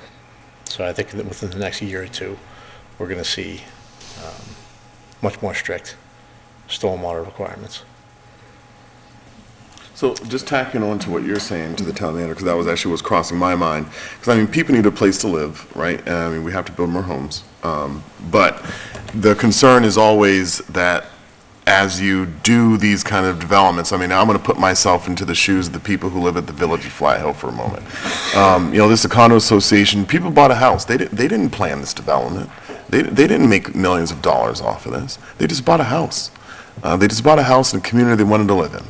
And so, you know, so for that person who just buys a home, and as well, most of us here are homeowners, but for the person who just buys a home, living there, and then they realize that, hey, all these issues are coming up, right? And I get their viewpoint of, well, I'm not going to put words in their mouth, but I would imagine that if someone was coming to me saying, hey, I got to pay condo fees to remedy something that's not actually affecting my condo, then I'm going to say, well, why would I pay for that? That should be a town issue. And I think that, I'm probably summarizing, but that probably captures well, I think, what most of my conversations with the Village at Flat Hill have been directed towards. So to Heather's question, you know, when you see another one of these coming in right next door, you know, how do we come up with regulations that address known stormwater issues and prevent legally new developments from coming in that, again, if we can, do we have the ability to regulate volume, even if the DEP only has the ability to regulate flow? So your regulations, they do have a requirement for a volume component, but it's a 1-inch water quality volume. So it's not a full volume mitigation for pre-post when you analyze the existing site versus proposed site. So there is a small volume component. It is not a full mitigative measure to fix that, you know, make it meet the existing condition. It's a hard question because, you know, me as an engineer, when I design a property for somebody, you know, we meet the regulations. We have to meet the regulations. And your boards enforce them. Your boards send everything I file with the town gets sent to Graves Engineering. It's a third-party review engineer. So that engineer protects the town by ensuring that what we've filed meets all the requirements. So I think really the only thing that you could do is to, amend the regulations to include a higher level of stormwater controls. Because right now, you do have a higher level than most towns, but it's not, it's not the full, a full control. All right, that sounds like a clear action. Well, it's going to be it's a tough thing. It's a very tough thing to propose. It's because what happens is, and I see it from both sides, from a homeowner or a resident who lives here, they don't want the stormwater to impact them. From a home buyer and a developer and a builder, it just skyrockets the cost of construction, which, is a domino effect. So everything else is more expensive, the cost of the home is more expensive and stuff like that. So I haven't seen a draft version of what DEP is doing, but the fact that they're amending their regulations is likely going to have another volume component to it. Okay. So something similar to that I think would be, reasonable. One thing that I will say is the town has started to, when we propose a subdivision, whenever we design a detention basin, they want those basins to be on entirely within its own parcels, so it's owned by the town. So, in the future, having a condo association like this, the basin will be on a separate piece of property that's still retained by the town for maintenance. All right. Yeah, I'm sure many of our residents will be up in arms if we start buying basins that require ongoing maintenance. Mr. Alonso, I know that we kind of went off a little bit. Did you? No. Well, I mean, nothing.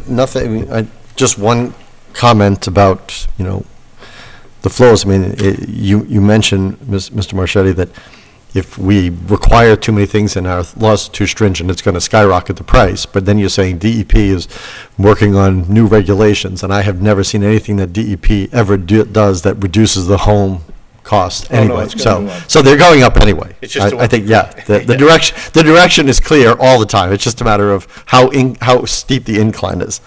I will say, only because the comment was made, that while I understand the point being made by the chair about people who live in Flat Hill and that, hey, why am I being asked to put money into something that's not affecting my property? Well, it's a homeowners association, and the detention pond is on theirs, and in the orders that the development was written under, there is a maintenance component for the HOA. So I mean, that's just part of living there. And, it's not like they're being targeted. It's like that's where the basin is, and that's who supposedly from the beginning was supposed to be doing the maintenance. So I don't, I don't agree with his assessment on that. But I do have questions about the work that is going to be done. I'm very happy to hear that the work is going to be done. And if anybody would like to speak to it, I mean, I would first of all concur with one of our previous speakers who said that it would make sense to do it before the spring, because the spring is another high water mark, and if we can get it done before then, when it's not, I mean, I don't know what the possibility is, but again, doing it in the spring means not doing it in the spring, because it's going to be mud forever, and it's not going to be done until probably May or June at that point in that area. So I would see if that could be expedited. But can somebody tell the work that's going to be done there and speak to it, and will Mr. Marchetti be able to inspect a town engineer, hired engineer, be able to inspect it once it's done? If anybody could speak to that. I'm not prepared to speak this evening on.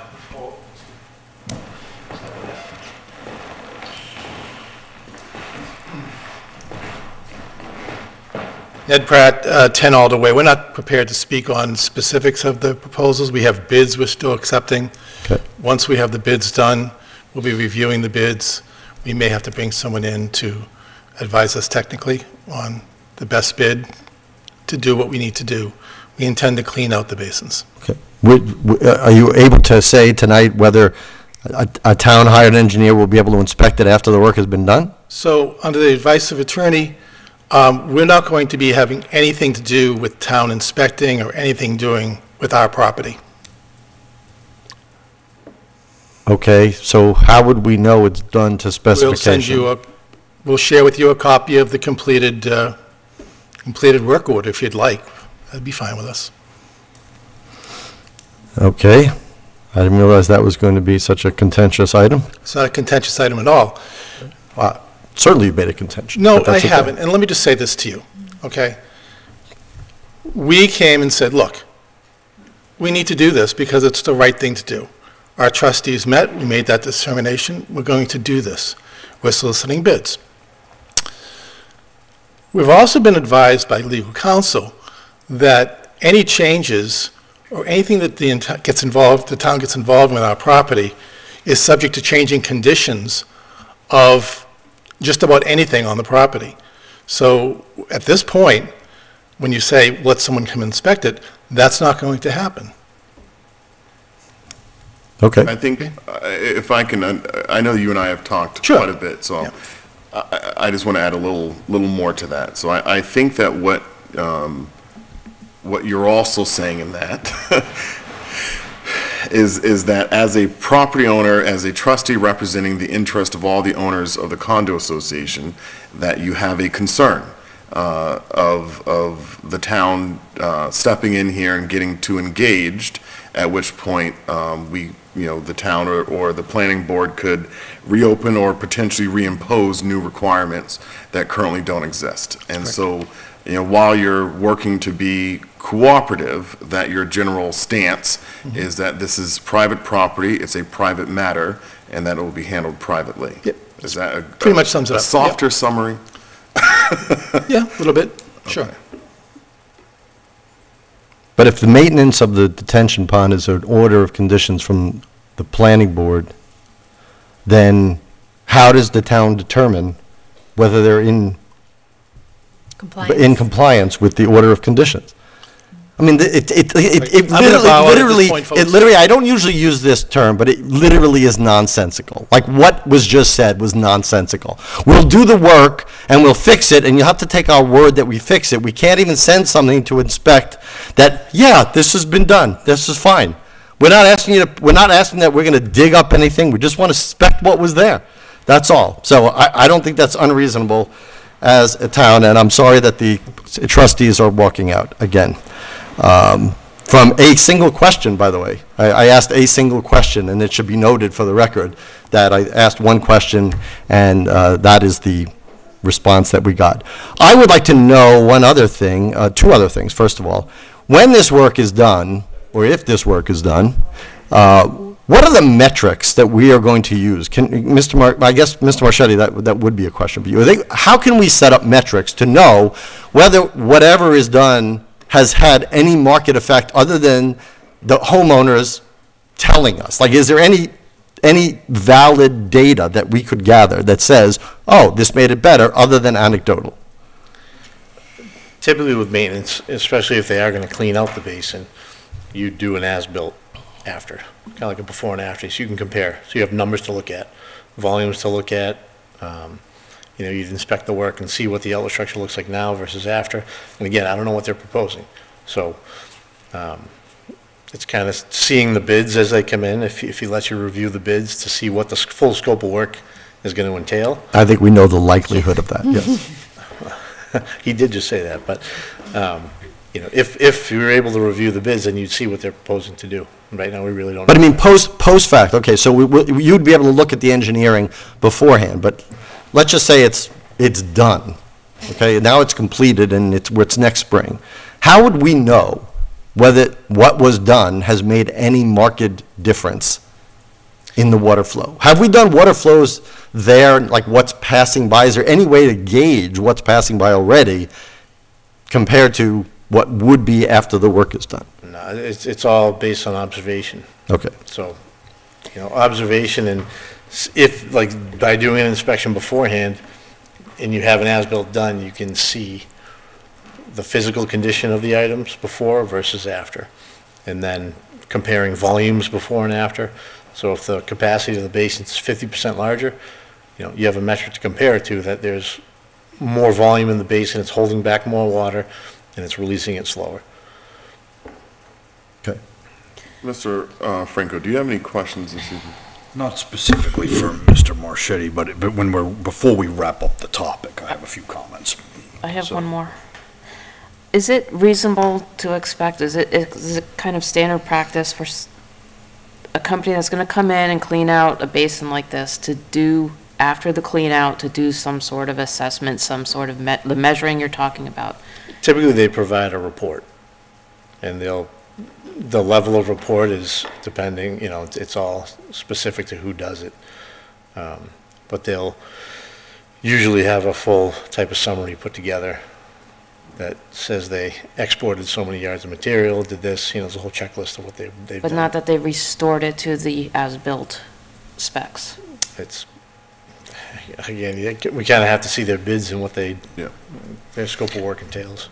I think I understand where Mr. Alonso is coming from on this, and I think the last time we met with the trustees, they walked out on me too. But I think that one of the I think that I fully sympathize with the abutters. I fully sympathize with the people on Page Street. But I also believe, and this is just a comment, I also believe that the planning board may need to be a little more specific with their conditions. That if they want the town to have the ability to come and inspect, they need to put that in their order of conditions. But if you give someone on a private property order of conditions until they needed to do something, you don't have the right to enter their property to check unless you give yourself that ability to do it. And I've read these order of conditions. There's no ability for the town to come and inspect this. Am I incorrect in that? No, you're correct. All right. So, I think that, there's almost like the fatal flaw here. The fatal flaw is you give someone, say, hey, I need you to do this, but by the way, I'm not going to ever come and check, but I just need you to make sure you take care of this. And what happens is we don't have the ability to step in there and say, well, we need to verify that what you're doing is correct.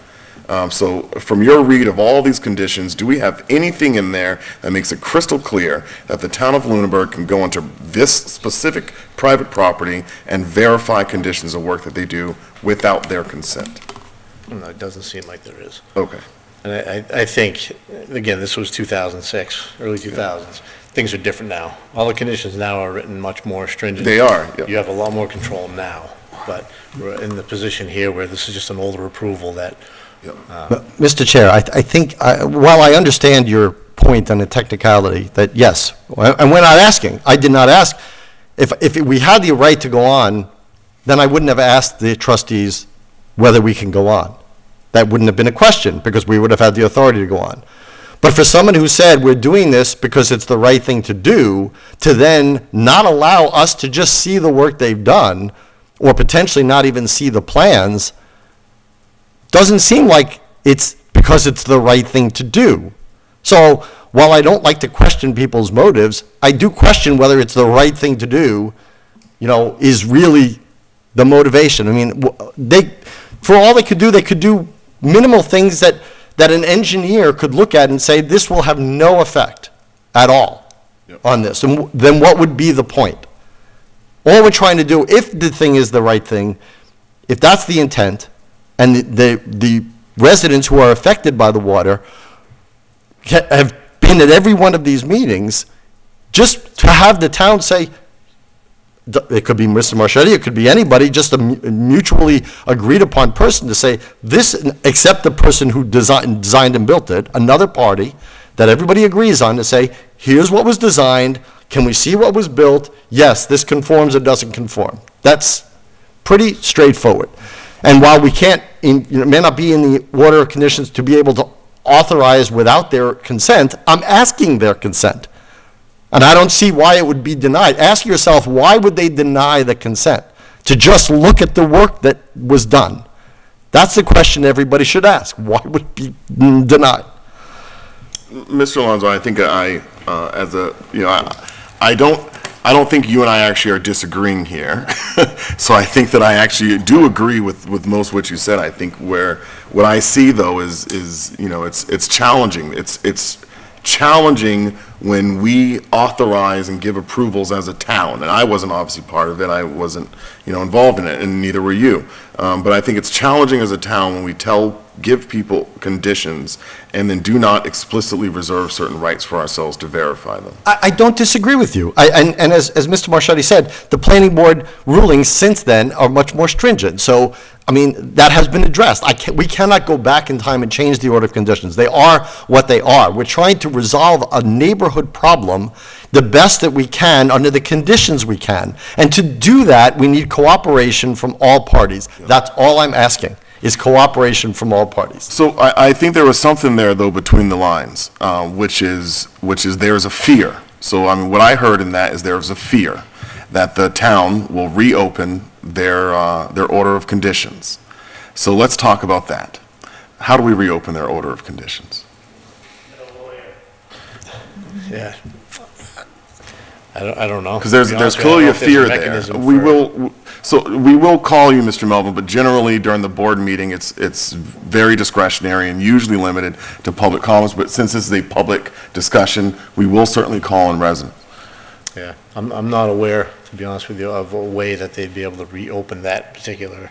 Okay. Because that's kind of what's crystal clear, is a fear there. That's what I heard, at least, or at least my translation of it, is that there's a fear there that if we step into their property or we really start digging into this, that we're going to reopen conditions and then afford ourselves a lot more ability. And I think that their council has advised that there's some avenue to get there. I think that's something you'd have to have. So perhaps we need to consult with council unless you have something to offer on that. Yep, I have talked to council on this, and we've reviewed the master deed with the order of conditions, specifically the 2002, under the conservation, it's number 14, members and agents of the Lunenburg Conservation Commission shall have the right to enter and inspect the premises to evaluate compliance with these conditions and to require submittal of any data deemed necessary by the commission for that evaluation. So that's one of the conditions that's attached to the master deed for that property. So. And for the record, Mr. Chair, if I may, just to clarify, it is not my intent, okay, to open up the order of conditions for the Village of Flat Hill. What I want is just a cooperative solution to, they have come to the point where, okay, they will pay for whatever the basin and the whole drainage system needs. All I'm looking for is cooperation, that we can have another set of eyes just to say, yes, they've done it. We can be their advocate by saying they've done it. And I'm not looking to renegotiate or reopen the order of conditions. I want that to be clear. That is not my intent. My intent is to get these people whose houses and their residences are being compromised by this for many years to finally, we've gotten this far. You know, I have asked for this to be pushed so many times to not be closed. I really want to see it come to some fruition. We may come to a point where it's not solvable because of the groundwater and the extent of it. But you know what? I want to make sure we try everything that we can. And this seems to be a simple thing to do. The first of the simplest of things, then we could take the next step. But we need to take this one first. But we don't take the next step until we know this has actually been addressed. Right. That's the whole point Because of we looking talked about at that it. at the last time we met. Right. Exactly. And that was what most of my conversations with the Village of Flat Hill outside of meetings has been, to arrive at this point of cooperation. There have been many conversations between me and Mr. Pratt to get to this point.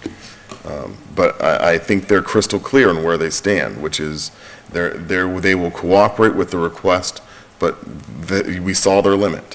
So their limit is they're not opening up their property for us to step foot on it. They've made that crystal clear that they don't want us on their property. And I think that's where we're gonna get pushback from them. Because clearly their lawyer identified an avenue for us to reopen these order of conditions that has them worried. And so there's a limit now to how far they're willing to go.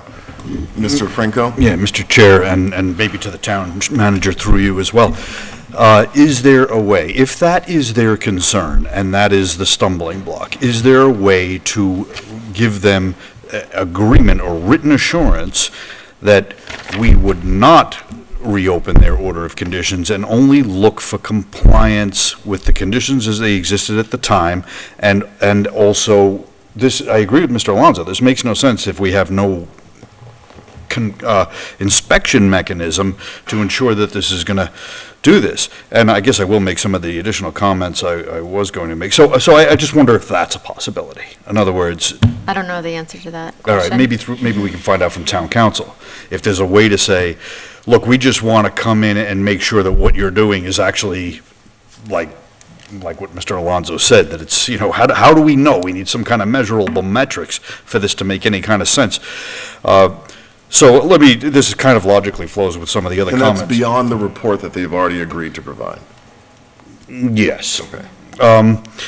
Right. So this sort of does logically segue. First of all, I'll be slightly less effusive in my praise of their neighborly cooperation than I was going to be initially. I am happy that they have cooperated to the extent that they have and have agreed to take on the problem, and, you know, engaged in a neighborly fashion. But, you know, I also agree with Mr. Alonso that we need a way of checking so we need their cooperation with the town as well, not just with their neighbors.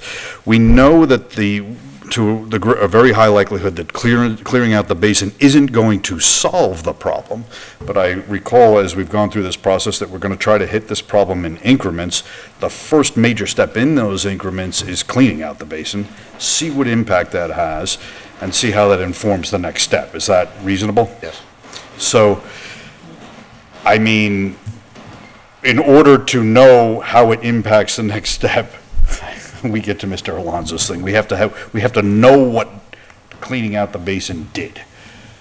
And so. We don't even know the work that's described in the bids. I mean, we don't even know to what extent. Right. That out thing that had the pipe, the drainage, the corrugated thing that had vegetation growing up in, clearly now, I mean, is that going to be replaced? We don't know. We know nothing. And we don't, like I said, I'm very sympathetic to all the abutters, because clearly this needs to be addressed. I think that, you know, part of the hard part of our role is how you get someone who is on a different viewpoint to come to your side, and I think that again, the extent of their gesture is exactly what it is. I think that at our last meeting, Mr. Bernard, I know Mr. Marchetti, have all made comments about the challenging dynamic it has been. To work with some key players at the village at Flat Hill. You know, I don't think that our experience has been any different. But, you know, I think we have made some progress here, that they're willing to make these improvements. And again, I want to go back to the Conservation Commission. Like I said, well, I think we need to figure out, there's clearly a fear here that they've identified, so we need to identify it too. And I think that we need to be aware of it. I'm less inclined to write off our ability as a town to reopen the order of conditions. I have certainly no interest in doing that.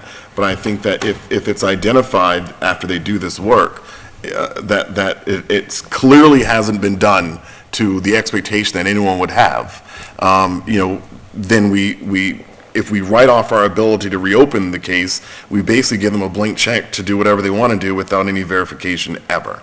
And so I would be inclined that, you know, we continue to work and move forward along the path that they've agreed to work toward, and that we reassess in the spring when the work is done. And that simultaneously we look into kind of what their lawyer has identified, and that we send communication to Stormwater to start addressing some of the regulatory additions, and we send a communication to Conservation to do a check on compliance. Yeah, that's fair. I just, for clarity, I just still want to have the town manager explore with town council the option of, and when I say reopen the order of conditions, what I'm saying is give them, if it will make the difference and make the deal go forward and make this whole process go forward, if we could assure them in some way that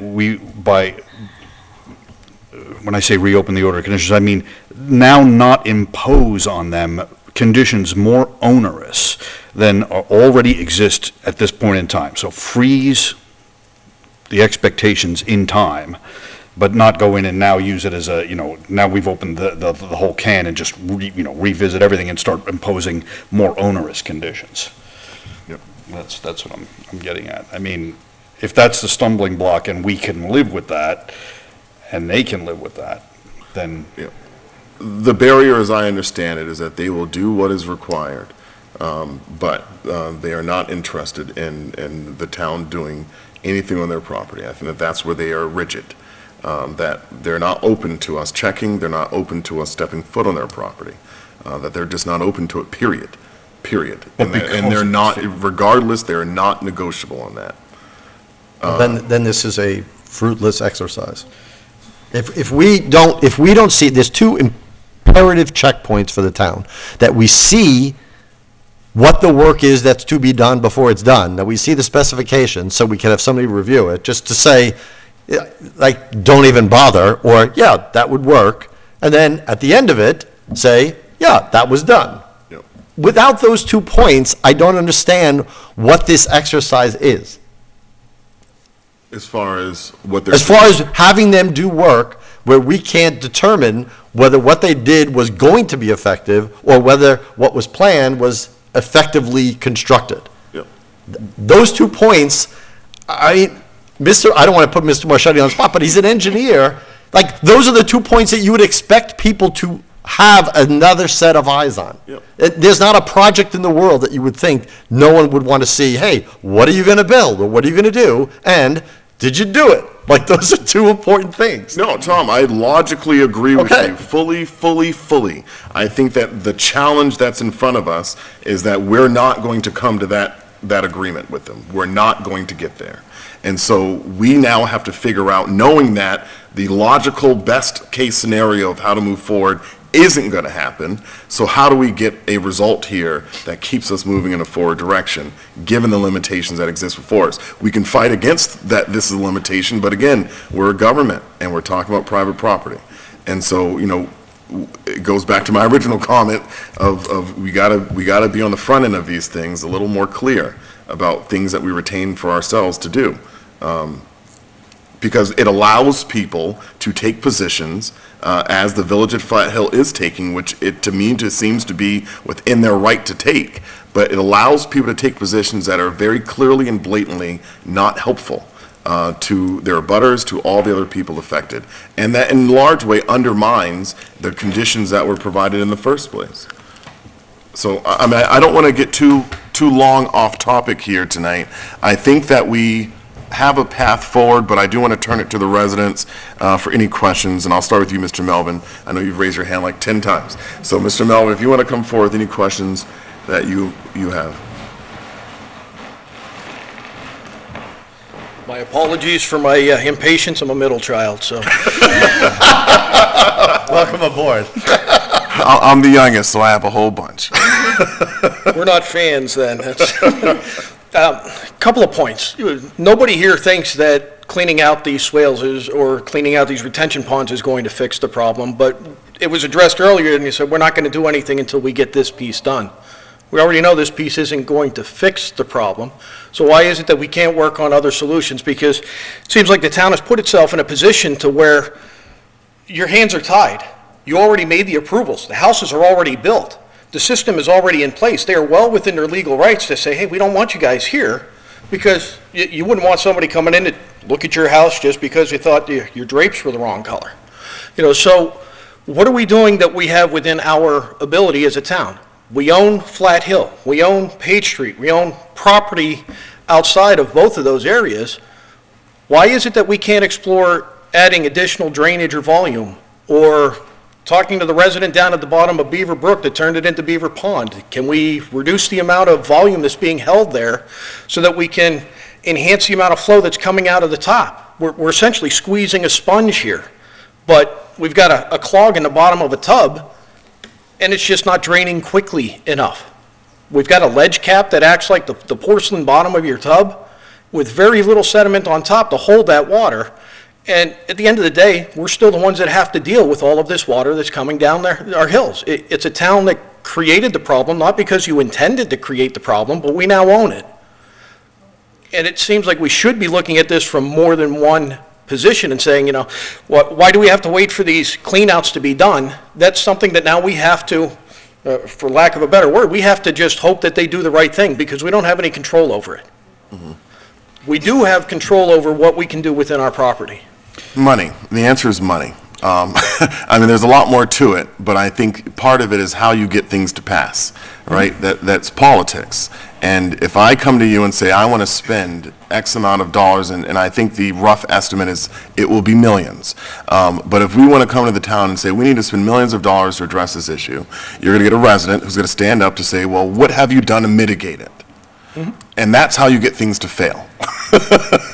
When you can't say all the steps you've taken to mitigate a problem. I think what you're addressing is something we've all thought through, but even knowing this, you know, how bad is this problem after this work is done? Because I think what you have to plan for is how to mitigate the result, right? So this needs to happen, and then you mitigate how that occurs. We have had some solutions that were put forward. One from the engineering was to look to purchase some property from one of these abutters and build a pond. No interest from the abutters, but that is one of the things that's out there. We have some town property in the region and potentially piping over to that town property, but I think that would require us to purchase some land, and I know that we have some abutters who want to keep their fields the way that they are. And how does any of this address the issue going down Page where water's bubbling out of the ground?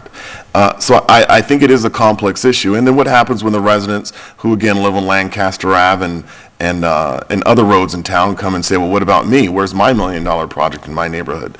And so I think that it becomes a lot more complex in that once you start making these efforts, you know, you have to be thorough and detailed, and you can't say to one people or one group of people, hey, we're going to do this to mitigate concerns in your neighborhood, and then turn a blind eye to another group of people and say, well, we can't afford to do it for you.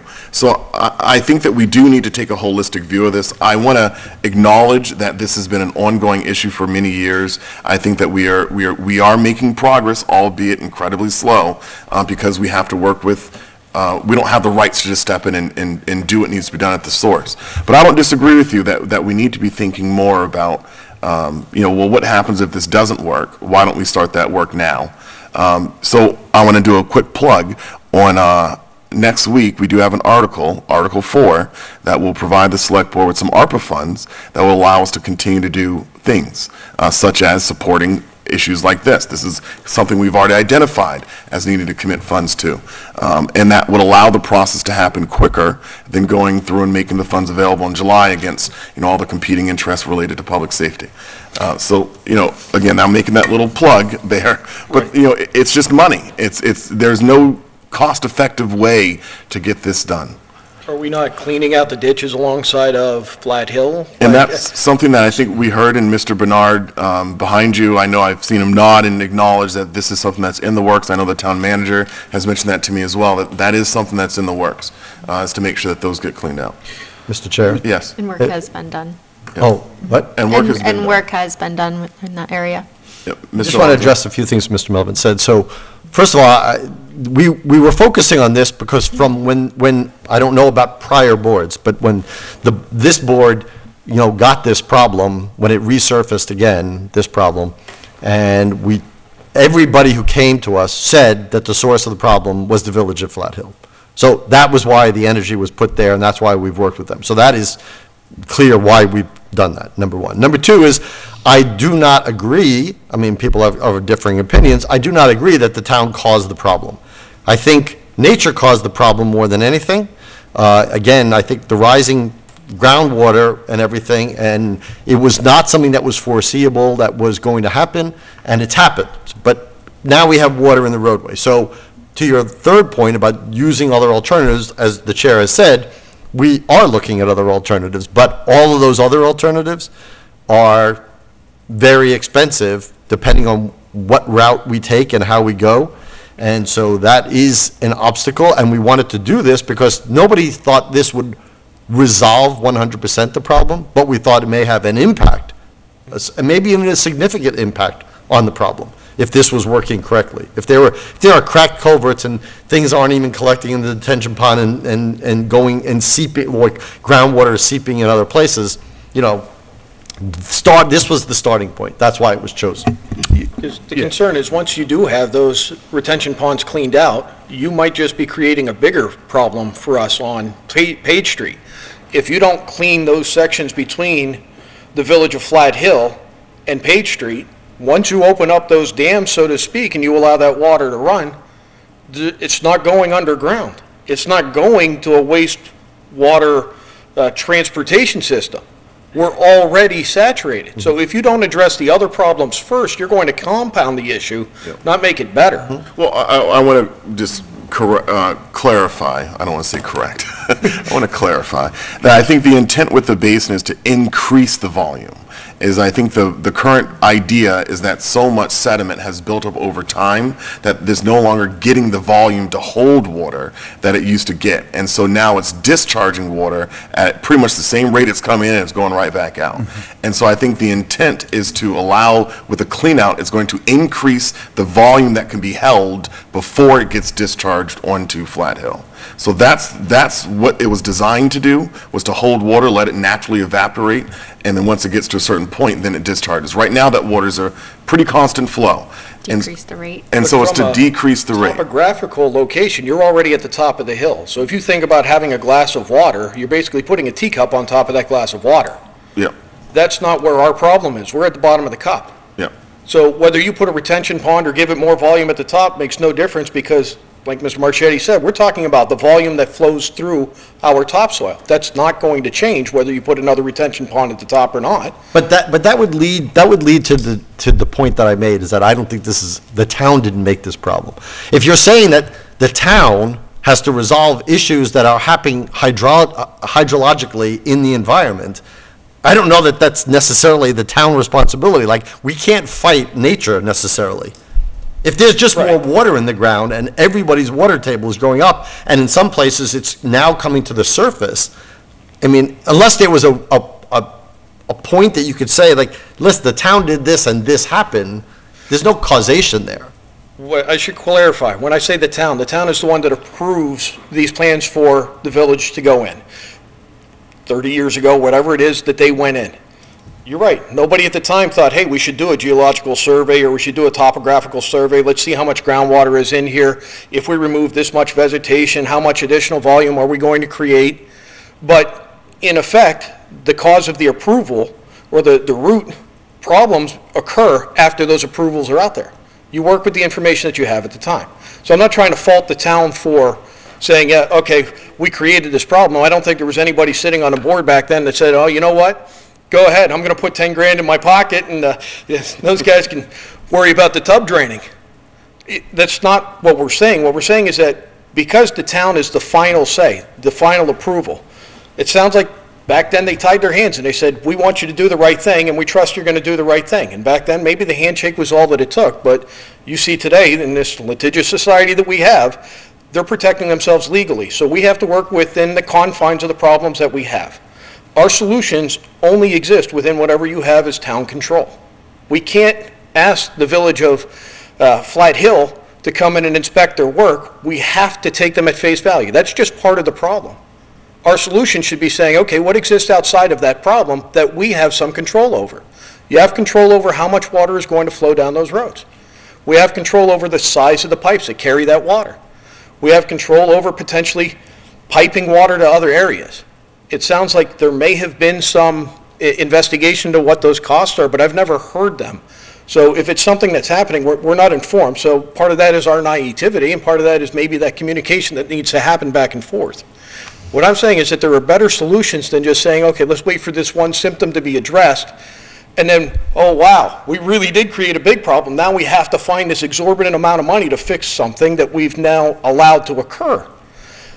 As this groundwater starts increasing, what are we doing to address that issue? Because, not to turn it into a town problem, but it is within the town. Like, this is our issue. When they put the drainage into Page Street, my understanding is they ran into a tremendous amount of ledge in there, and it increased construction costs. These are just pieces of the puzzle that we have to look at and say, how do we fix this? And I think that we need to do more than just wait for Flat Hill, because as we saw this last storm, we lost half of Page Street in erosion. They came through and those pump trucks were running crazy. we've got compounded issues in Beaver Brook that are now Beaver Pond. Like, there are other places that we can look at to help mitigate these problems so that when we do have some solutions that start coming into place, we don't create a much larger problem. Mr. Melvin, I have a couple board vacancies that I think you might be good for. Mr. Chair, if I may, I definitely agree. I mean, I don't think we shouldn't be thinking about what other solutions at the moment, but I think the thinking, or at least my thinking, is this basin's going to be cleaned out by next spring is the target. And what the result of that is, what the impact of that is, will inform perhaps what the next steps are. So I don't think we could take action on additional remedial measures until we see, I mean, does it solve the problem to the extent of 10%? Does it solve it to the extent of 30%? I think depending on what the answer to that question is, informs your next downstream solution, perhaps. And so I don't think we can put money after a downstream solution until but certainly there's no harm in thinking about it and discussing what those contingencies might be, those contingent solutions might be. So it's not all about money, it's also about, I think, a logical progression in solving the problem. How this cleaning out the basin will impact the issue is an unknown at the moment. Correct. So are we going to do something with the maintenance of the ditches alongside of Flat Hill before the spring? Mr. Bernard, do you want to just come and answer that question? Would you mind just repeating it again? Would you mind, Mr. Melvin, repeating the question? Unless you heard it, Mr. Bernard. Mr. Melvin, what do you think needs to be done? They seem to be flowing pretty good now. They come right down Not to your the house. underground versions. Like along the Allison's property, it looked like we had created a culvert and there was supposed to be a ditch that flowed along. And so it runs down the road, but now, especially with the newer developments, we've got rainwater that's coming into Flat Hill from both sides of those, from the roadway edges. So we need something that diverts the water away from the roads, especially as we start getting into the colder weather. And by the time it thaws in the spring, we're going to have a tremendous amount of erosion alongside those roadways if we don't have some pathway for them to go. And I think there were originally some kind of ditches or swales that were put in. They just haven't been maintained in a number of years, so there's riprap that's probably filled with sediment and things like. Is there something that we can do before the spring to help make sure that we're not flooded grossly in the spring if they don't get to this project? Right, so I'm not aware of these ditches you're talking about. The edges of Flat Hill did erode pretty good at September 11th storm. Yeah, we haven't got out there yet to, we're going to put some trap rock in there to, restore the edges, and on Page Street. Restore the edges, and it will slow the water down a little bit, but. Sure. Okay, so it sounds like there's at least a plan in place that we're going to be Yes. doing. Perfect. That's really the question. Thank you, Mr. Melvin. I'm serious about those board vacancies. Can I just add on to what the board members said? So it's not just a matter of expense, and Mr. Marchetti has brought this up before. There's no adjacent town-owned land that we can discharge this, so it's not a matter of, just purchasing land. We don't own anything along there that we could put a detention basin. We can't discharge down into Beaver Brook as an option either. That would not be compliant with stormwater standards. So just want to add that. But if we had unlimited funds and we said, Ms. Whalen will give you $2 million to build a retention pond on your land, somehow I think someone might say yes. Ms. Whalen says she's saying no. Ms. Whalen, would you mind coming forward with your comment today? And I do want to, just so everyone knows, I want to kind of transition on here in about 10 minutes or so. Okay, got to be careful about digging trenches on the side of the road because you're going to be bringing up groundwater. I didn't hear anything about the maintenance being done, about the outlet structures or the sub-drains in that detention basin. It was just digging it out. So that's just, I don't know. I don't know if we'll ever know, but that's something. I want to bring up something that I had been working on with Adam about. And it has to do with something that's in the Village of Flat Hill deed. And it's number 53 of the, what's the title up here?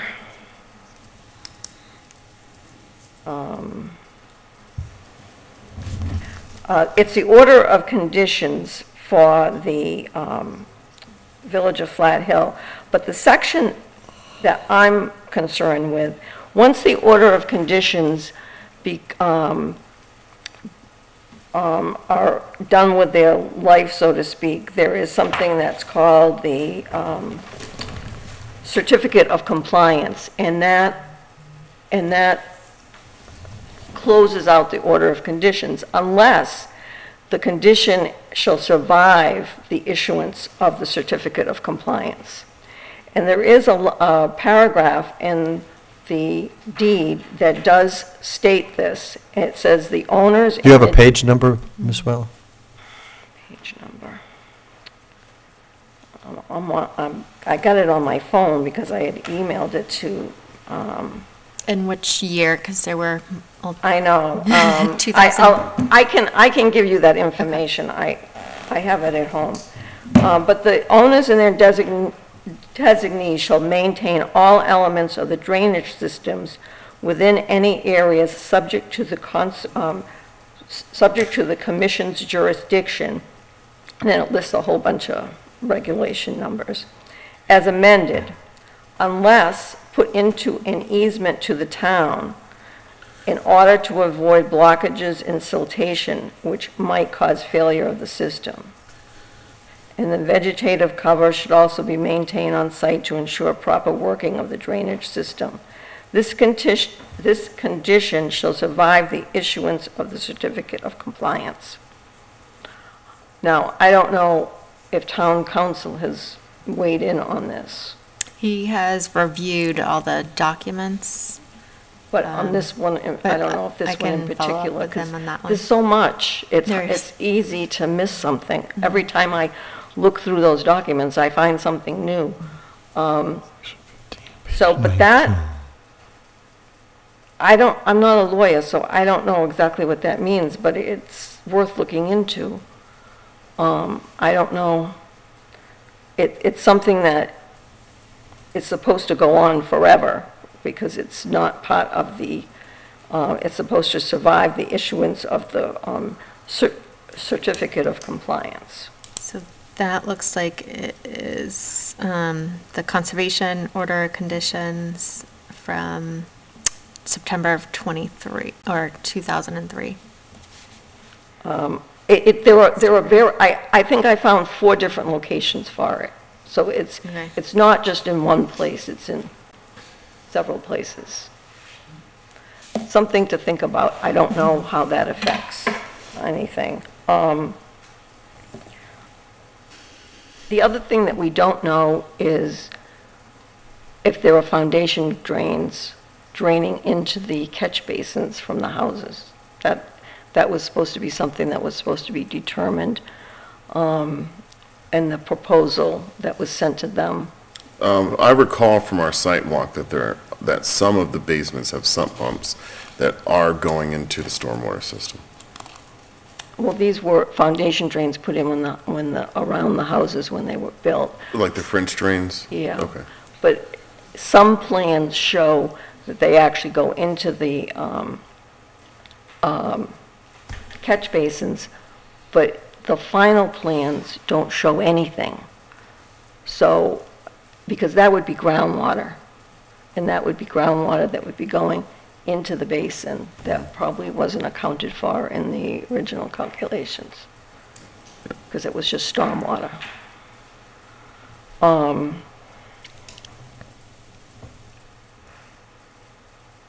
I agree with other people about the fact that the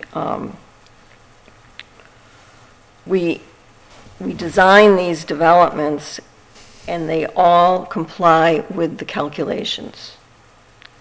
But the reality is there's a lot of water coming off of the properties. I mean, it's been coming off of down the street from the village of Flat Hill, and now we have it at 360, the Orchard water. So I don't understand if, it doesn't sound like, listening to Brian, that this is not an unusual occurrence. Apparently it's happening everywhere, but I don't know. I mean, it causes a problem for the town, because then we end up with these problems afterwards. Yep. So something should be done prior to the development. I agree with you. I sent some pictures, I don't know if you guys got them. I just want to point out that there's a public safety issue here with all that ice that forms, and it's not just 1 year, it's multiple years that the ice comes down that Flat Hill Road and right in front of my driveway and mailbox.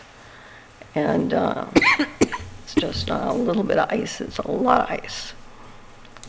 Okay, so I wanted to clarify that statement.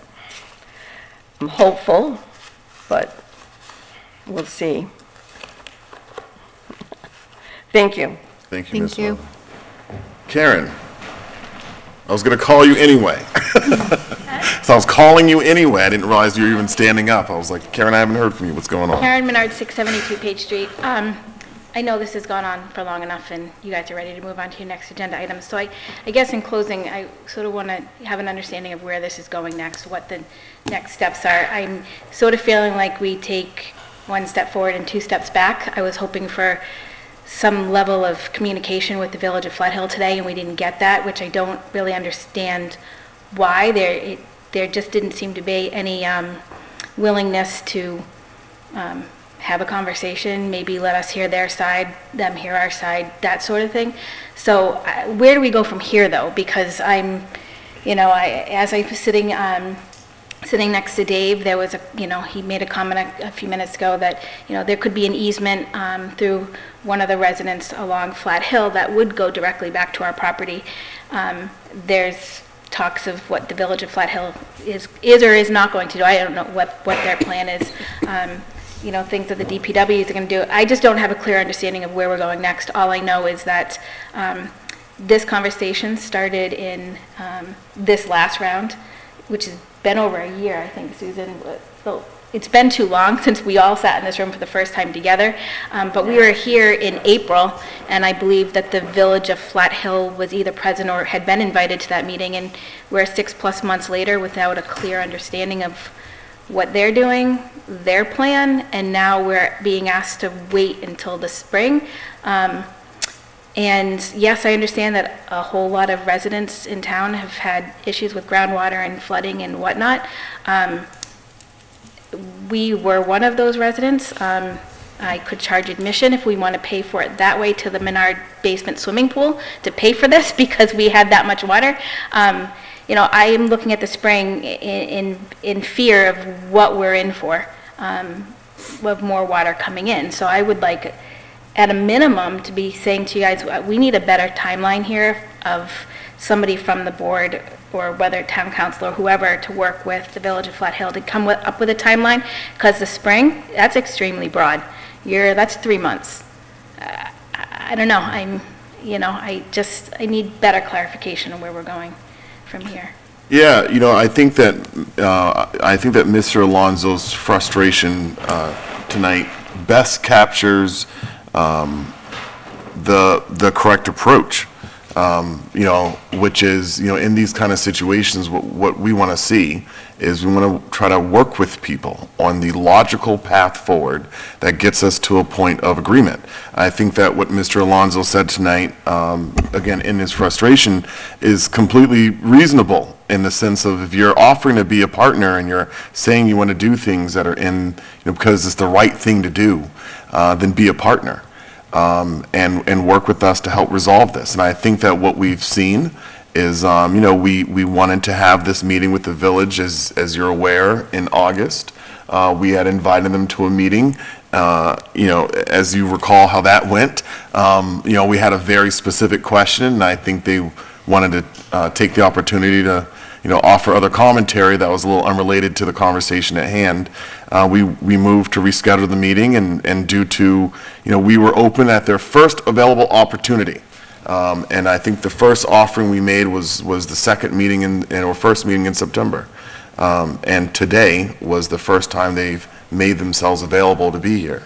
And, you know, I think the conversation that we were having was to try to get this work done before the winter hit. And, you know, I learned recently that their new target is now the spring. I think it would be great if they were willing to work with us, work with our engineer to, you know, perhaps save themselves some money, get a good plan that's going to work, give everyone the warm and fuzzy, and just do this in a way that's collaborative. And, you know, but ultimately trustees of a condo association have a fiduciary responsibility to protect their owners. And so they have to make decisions that are in the best interest of their owners, even if that means it's not in the best interest of their neighbors. And so, you know, I can speak for how I would behave in the situation. I mean, I don't know if I know I would not take the position that Mr. Pratt took this evening, but I do recognize that they are fully able to take that position, and so how do we work with that position? And that's the challenge of being an elected official, is how do you work with people who aren't always as reasonable and collaborative as you would hope for them to be. So where we go from here, I outlined a couple of things. I'll speak for myself. Yeah, I think we need to look at the stormwater regulations. I think that we really do need to look at knowing that the state's coming out with some, but I strongly believe that, you know, we need to regulate volume on another level. Because when we were doing our walk, you saw all the water pouring out of the new development, and I don't think most people understand that when you're doing a stormwater calculation, that you can put out 5 times as much water as you were putting out before, so long as it's at the max rate it has always been. And I don't think most people understand that, and that doesn't seem reasonable anyway. I think that the Conservation Commission clearly has a trigger here, and I think they need to explore their trigger. And so I think there are concrete things that we have to do and continue to work with DPW, Mr. Marchetti. But again, I'm speaking for myself to the members of the board, but these are what I'm recommending as kind of the immediate next steps.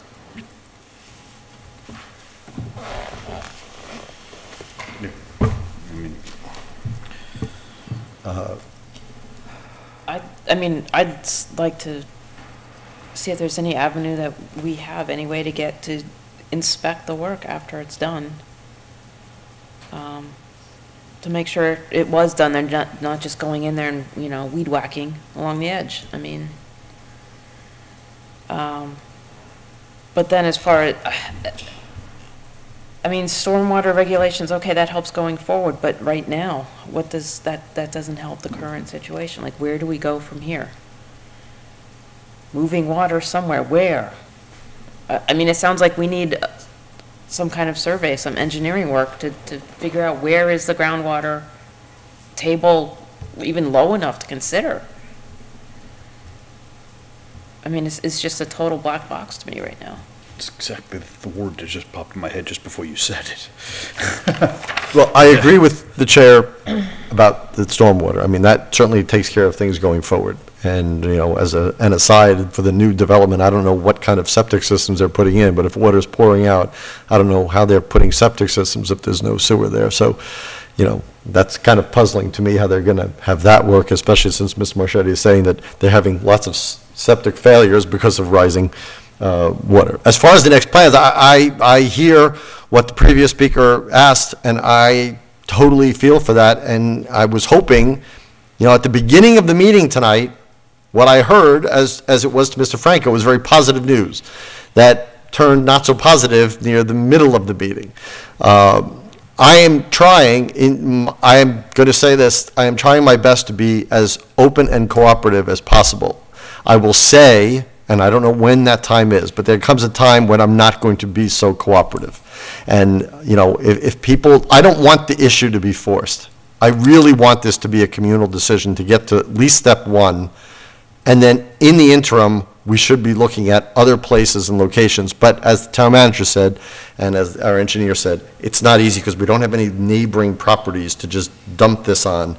And that's what it looks like it's going to be. The water, the amount of water we're talking about is going to create a pond. Just like Beaver Brook became Beaver Pond, there's going to be a pond somewhere, and we as a town don't have the land to do it. And the only thing we can do is entertain abutters to say, who wants to offer that? You know, and we could work out something potentially, but that's what we're going to need.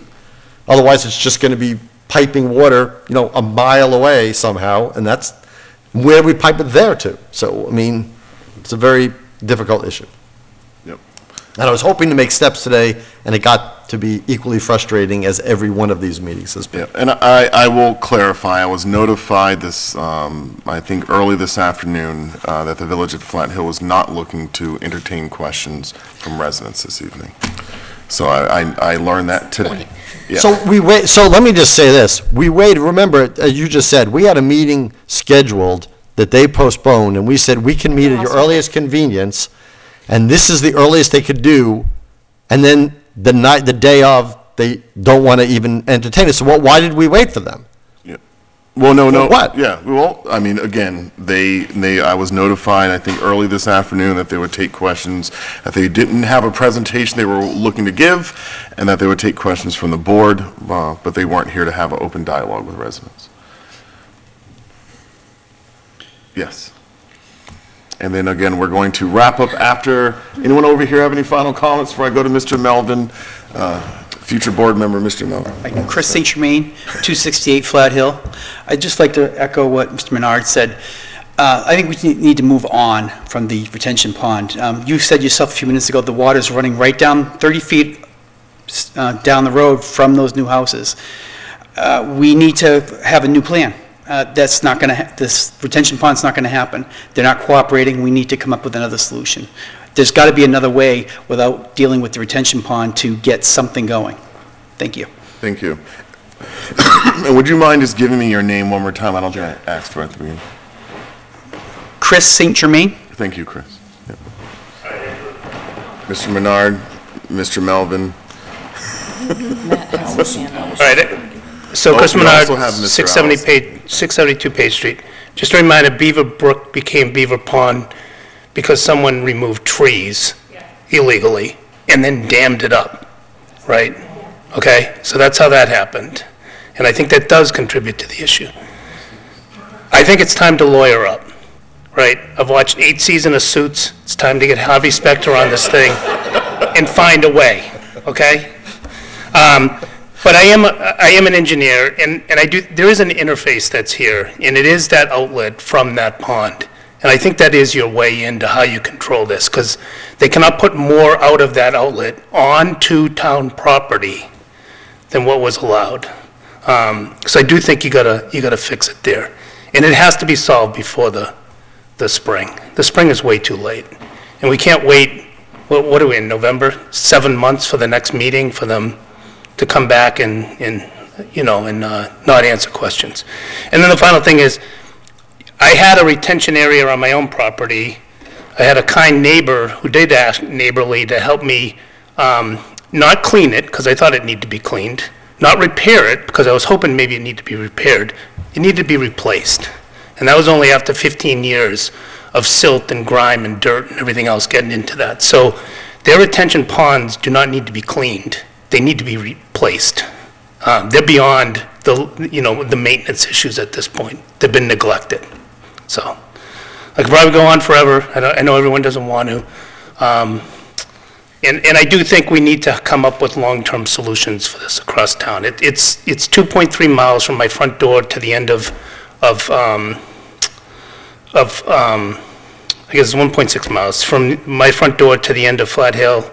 That's a lot of roadway to be replacing because it's going to fail, So it's pay out of your left pocket or pay out of your right pocket. But if you're replacing roads more frequently because you're not doing proper stormwater controls, then you're paying for it anyways. It's just how you're paying for it. So I would recommend that we come up with a kind of comprehensive town-wide stormwater, plan, master plan, and then put monies towards it through the either capital plans or operating budgets to deal with that. So I guess that's like Finance Committee's hat on that one. So thank you. All right, thank you, Mr. Menard. All right, Mr. Allison.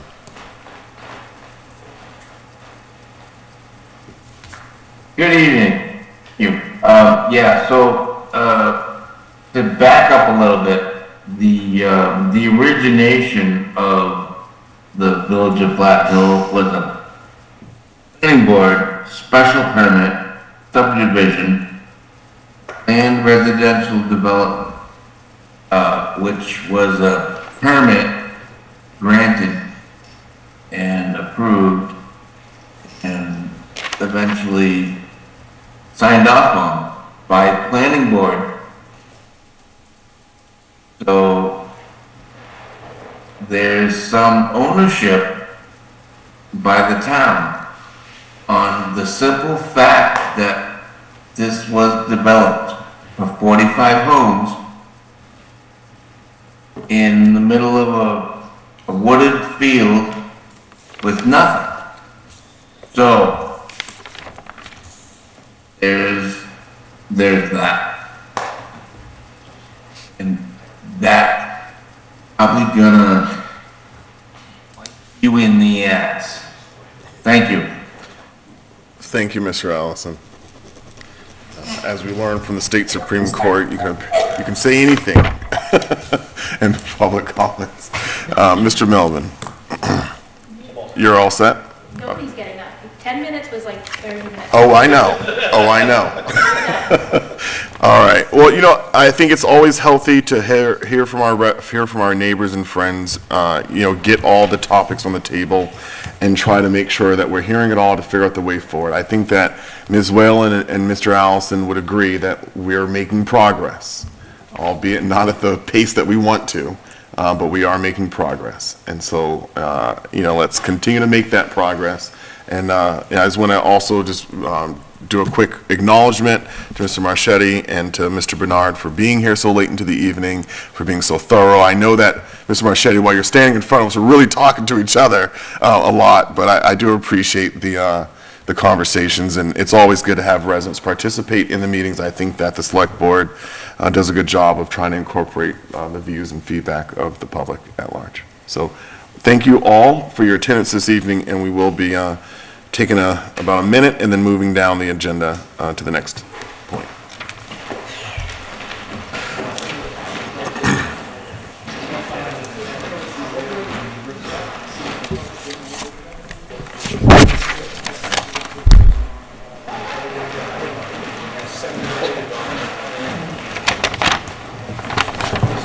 So I got this letter. Do you want to take this and pass it down in case it's something you can do? I know that on that day it's not something I can do.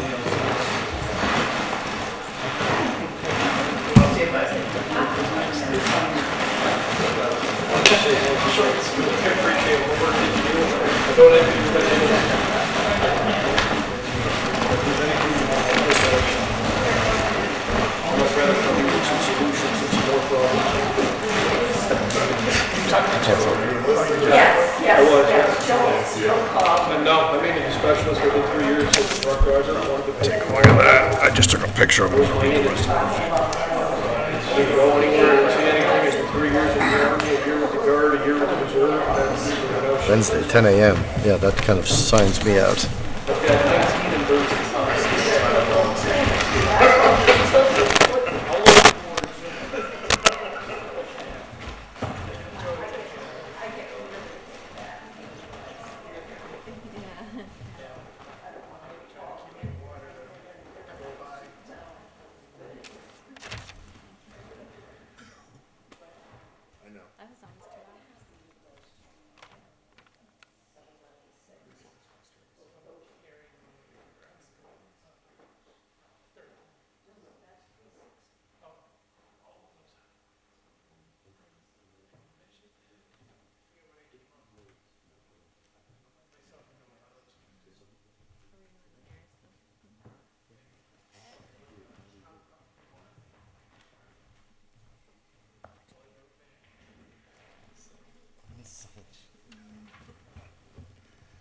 All right.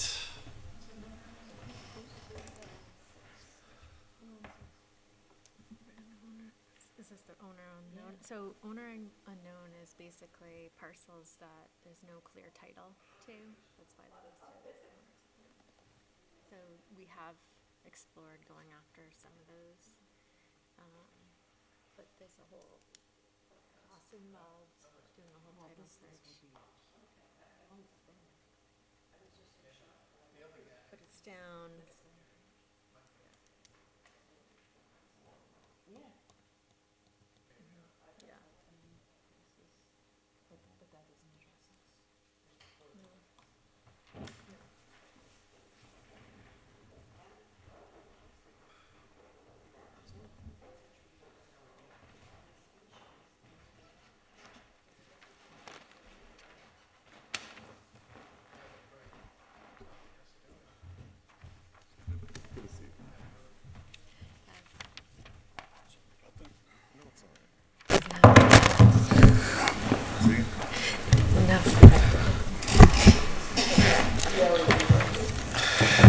All right, so let's pick back up.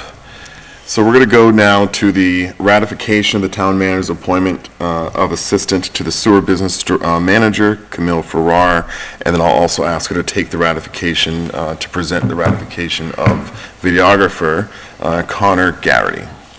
Thank you, Mr. Chair. So I am asking the board to ratify Camille Farrar as the assistant sewer business to the sewer business manager. Camille has her accounting and finance degree from Fitchburg State College. She has worked as the administrative assistant for the Pepperell Fire Department since 2021, and prior to that, she worked for the Shirley Water District as their collector accountant for 12 years. And prior to that, she was acted as the assistant to the town administrator and was the sewer administrator for 4 years. When she served as the sewer administrator in the town of Shirley, she was instrumental in setting up the initial sewer department and developed the betterment tracking program. She also is experienced in maintenance of sewer pumping stations and operations and understands betterments, assessments, and recording requirements. She has a strong background in sewer billing, accounting, and administrative skills. With her extensive experience in sewer operations, she comes highly recommended for this position. Camille's references stated that she was very efficient, proficient, and responsive. We are pleased to bring Camille aboard, and she would be able to begin on November 28th. Okay. Are there any, thank you to the town manager for that presentation. Is this partially why Mr. Bernard is still with us this evening? Probably. All right. Want to weigh in? Sorry, Mr. Chair. It's all good. That's okay. So, so I was on the interview committee. We found her background was excellent. It was a good fit, and her skill set matches what we need at the moment. So, yeah, we really recommend hiring her. And sooner would be better, but well, we can wait till the 28th. I think the highest compliment anybody can pay is that you waited here for 3 hours and came up with such excitement, so that's an excellent sign. We need her, we want her, so say yes. There's your plug. Thank you, Bill. You're welcome. Any questions or comments to the town manager related to this appointment? All right. Is there a motion to ratify? I would move that we ratify the town manager's appointment of assistant to the sewer business manager of Camille Farrar, and at the high recommendation of our DPW director as well. Second. All right. Any additional discussion? All right. As many as are in favor of the motion, please say aye. Aye. Those opposed, no. All right. The motion passes. We want to welcome Camille to the team. Starting a little later. And Bill, please give our regards to Mrs. Bernard for having you here so late in the evening. Thanks. Okay. Thank you. Thank you, Bill. To the town manager. And the last appointment for tonight is Connor Garrity for the videographer position for public access. Connor is a graduate of Fitchburg State University with a bachelor's in communication media. He has experience in using many types of cameras. In the past, he has assisted with setting up complicated shoots for a video production company. Connor has also made short films in his spare time. His references described him as good-natured, energetic, and motivated to begin working in his field of study. Connor can begin as soon as Thursday, November 9th. All right. Is this a young man? I would imagine.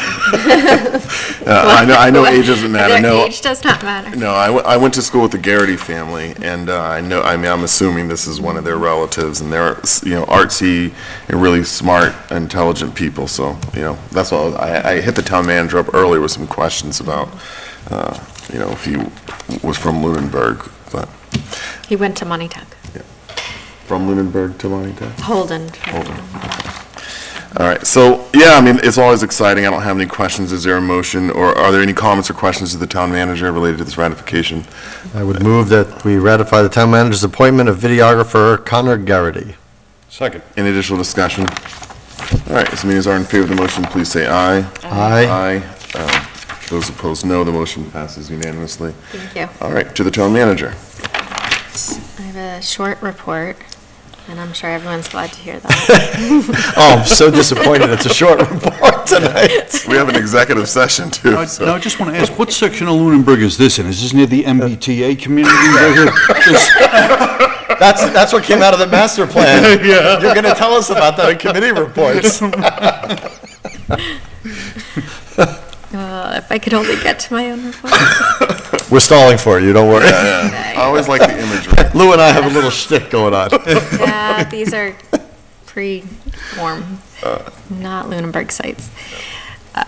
For board and committee and commission vacancies, the following is a list. Architectural Preservation District Commission, there's 1 vacancy. Cemetery Commission, 1 vacancy until the next annual town election. Finance Committee, 1 vacancy, because Mr. Passios was appointed tonight. And Green Communities Committee, there's 1 regular member and 1 associate vacancy. Open Space Committee, there's 1 member at large vacancy. Personnel Committee, 1 vacancy. Anyone interested in any of these positions can go to the town website, fill out a volunteer application form, and submit it to the Select Board's office. If you have any questions on the roles and responsibilities, you can call our office at 978-582-4130, extension 144. For employment opportunities, we have the following openings. Assistant Town Accountant, which is 32 hours a week. Assistant Meal Site Manager, which is 19.5 hours a week. Facility Superintendent, which is 40 hours a week. Finance Director, 40 hours a week. Heavy Equipment Operator, 40 hours a week. Land Use Director, 40 hours a week. Principal Assessor, 40 hours a week. And a Videographer position, which is on average 2 to 10 hours a week. Those job postings are also found on our website. An update on 925 Mass Ave. The additional work to remove the holding tank and hydraulic lift has been completed by the contractor that was hired by the EPA, and they will be submitting the profile sheets that I signed off on to remove any hazardous materials to an off-site location. I'll be contacted once the facilities accepting those materials approve, and we'll schedule the pickup date.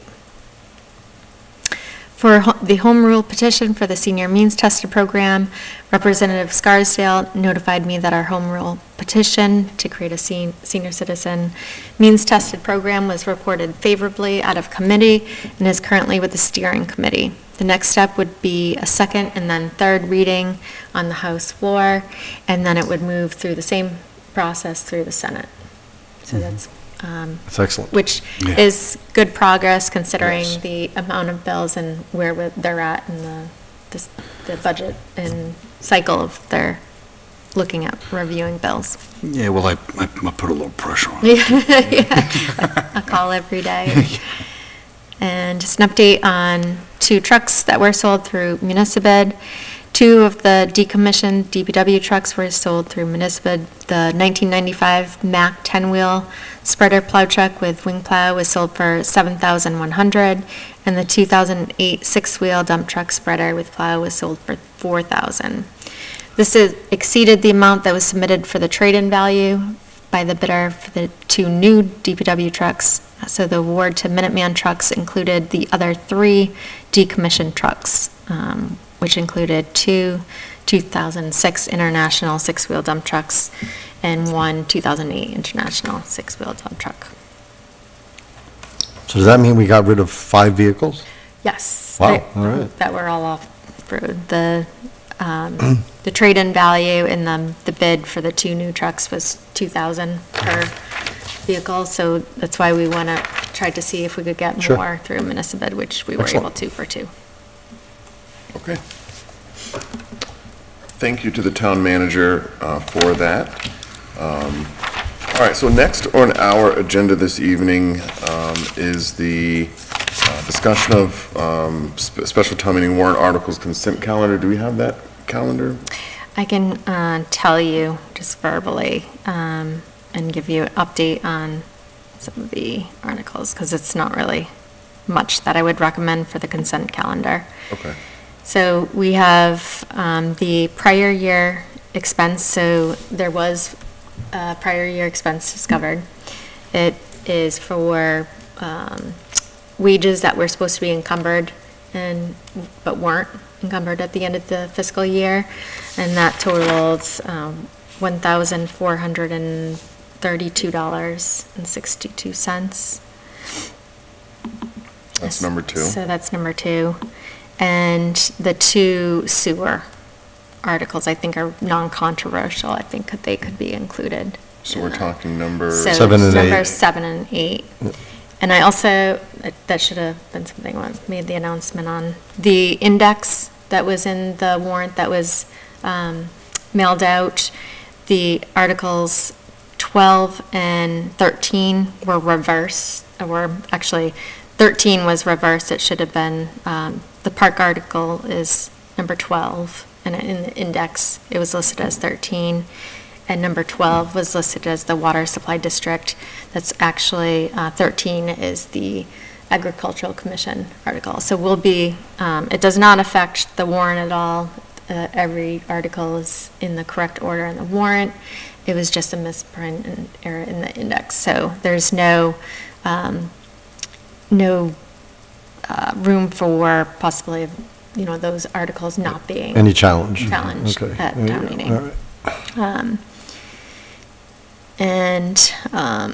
That will be, just for clarity purposes, we'll reprint the correct indexes for town meeting. Good. We're also going to be printing, because I know this came up during the public hearing for the planning board articles and agricultural commission article about the map, that we'll be printing some color copies.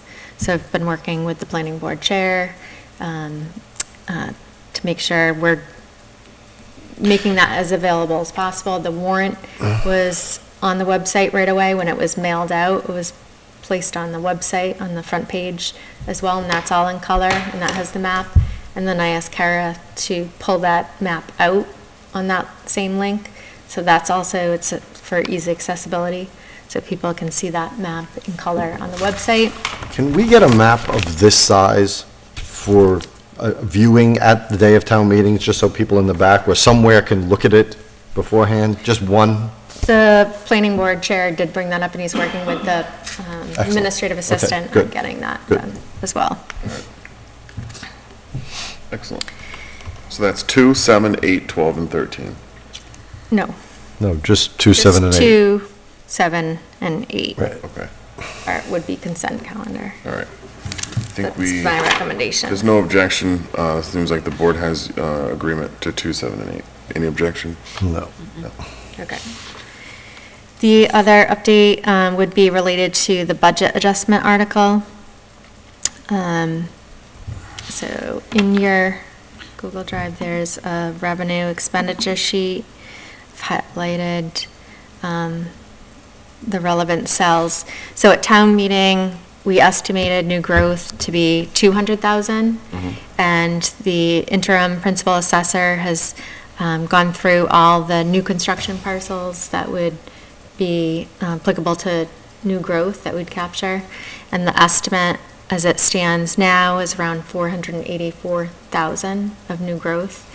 But I wanted to be conservative with a number in case that changes, because we can't get our new growth certified until the values are certified.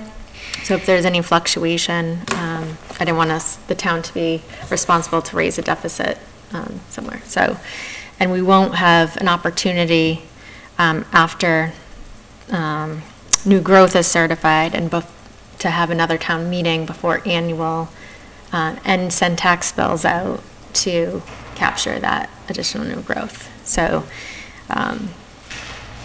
that is a number that recommending, and I met with the Board of Assessors last night. That was an agenda topic on their meeting schedule, and they also agree with that estimate of 400,000 per town meeting. The other one is a combination of state aid, both on the assessment side and receipt side. So it's an overall impact of 119,000 additional state aid funding that is in excess of what we estimated at the annual town meeting. So the budget adjustment article would be for 319,000. My recommendation is to place 100, or it would be 99,000 into the salary reserve account for any salary adjustments needed. The board discussed at a prior meeting the town clerk's salary to adjust that. That was agreed at 20,000, and the remainder of the funds, 200,000, which attributed to the new growth number, to put into the reserve account. And that way, we capture it. It's there if needed. If there's any emergency needs over the next year, that's something the finance committee has brought up, that our reserve fund, we should be increasing that. That number has always, it's been maintained at 75,000 annually. And typically we tap into that at the end of the year for snow and ice if there's a deficit. That's how we help balance the budget at the end of the year. So talk to me about the town clerk item. You're putting money in the town clerk salary? That Or you're- was the board. I think that was a meeting you weren't at. Did this board voted on that? At that. I know it's been discussed, but I didn't know we voted on it. Pretty sure we did. Yeah. Did we? So if I can speak to it. So we had, as I recall the conversation, there was a comp analysis that was done to look at the, and I do believe you had missed that meeting. There was comp analysis that was done to look at the town clerk's pay, because she's not captured by the SAP and she's not captured by a union, so she's kind of the unique one. And so the results of the comp analysis, I think, identified that it would take about $20,000 to bring her into the median. And so what we had agreed to do was to increase the pay by $20,000 to bring her into the median. And that would be, effective at the beginning of the fiscal year. I just didn't think we had voted on it, that's all. And I don't think I've ever, has anything come across anybody requesting this from the town clerk? I mean, it's an elected, it's an elected position. Has anybody heard from the town clerk that that's what? I've talked to the town clerk. I mean, I think. Okay, you talked to the town clerk, okay, that's okay. But the town clerk, I think, has been clear that she, I think there's two parts to it. No, the town clerk did not make an overt request for her pay to increase. No, she did not. I know I, as a member, have consistently asked, where her pay ranks up with everyone else. And so I think I have a concern, and I know I'm the one that kind of brought this forward, but I know I had a concern that, if we're addressing pay through SAP modifications, through clerical modifications, that we also need to look at, the town clerk's position. So that analysis was done, and I think because, again, she's not covered by a union or SAP, it's just a straight budget adjustment. Okay, there's only very few meetings I missed and that I didn't replay, so I don't recall any vote, but I'll. I think it was an executive session. I think it was. Yeah, and you weren't there, I think. It was an executive session. Yeah. That was an executive session. I think it was. For non-union, I think it was similar to the one on non-union personnel. That's allowed under a salary? I mean, it's not a negotiation. It's a strategy session. Wow. Okay. I'm obviously losing it. It's also 10 o'clock, so. Okay. Maybe 11 for those of us who haven't adjusted yet. No other updates on warrant articles, yeah. All right. And I concur with your reserve fund. I think that 75,000, if we think about, we can kind of look ahead at some of the challenges that I think we know we're going to have next year with the late tax bills coming out, and then, if we have a substantial amount of abatement requests, our hands will be tied, pretty much, because I think that's going to happen after our hands will be tied to do anything without calling another town meeting over the summer. So I think improving the reserve fund. Towns be tied to do what? So I'll explain that thought. So if we find ourselves in a position next year where, you know, taxes go up, people get their new bills in April that are going to be due on May 1st, and then there's a request for a bunch of abatements, that now we're looking at those abatements occurring or those meetings occurring over June and July and August. And so now we're in this in-between time where there's no upcoming town meeting to get more money to be able to address what could be a need. So just thinking about what we went through last year where we knew that that process cost us X amount of dollars, that it would be wise, in my opinion, to have a reserve fund that is more than $75,000 to be able to address any needs that may come up between the time it would take, because where we would become aware of a problem roughly after the bulletins have been published, everything's been sent out to residents. Right, and we wouldn't get all the abatement requests roughly until right before town meeting. Well, the reserve fund is under the control of the finance committee then? Correct. Okay, why wouldn't we put it in the overlay fund? Which is under the assessors, which is where money for abatements would normally be. We could, but I think the reserve fund could be a better option. And then if we don't need the money, we don't spend it. It's not a hard request to go to the finance committee to ask.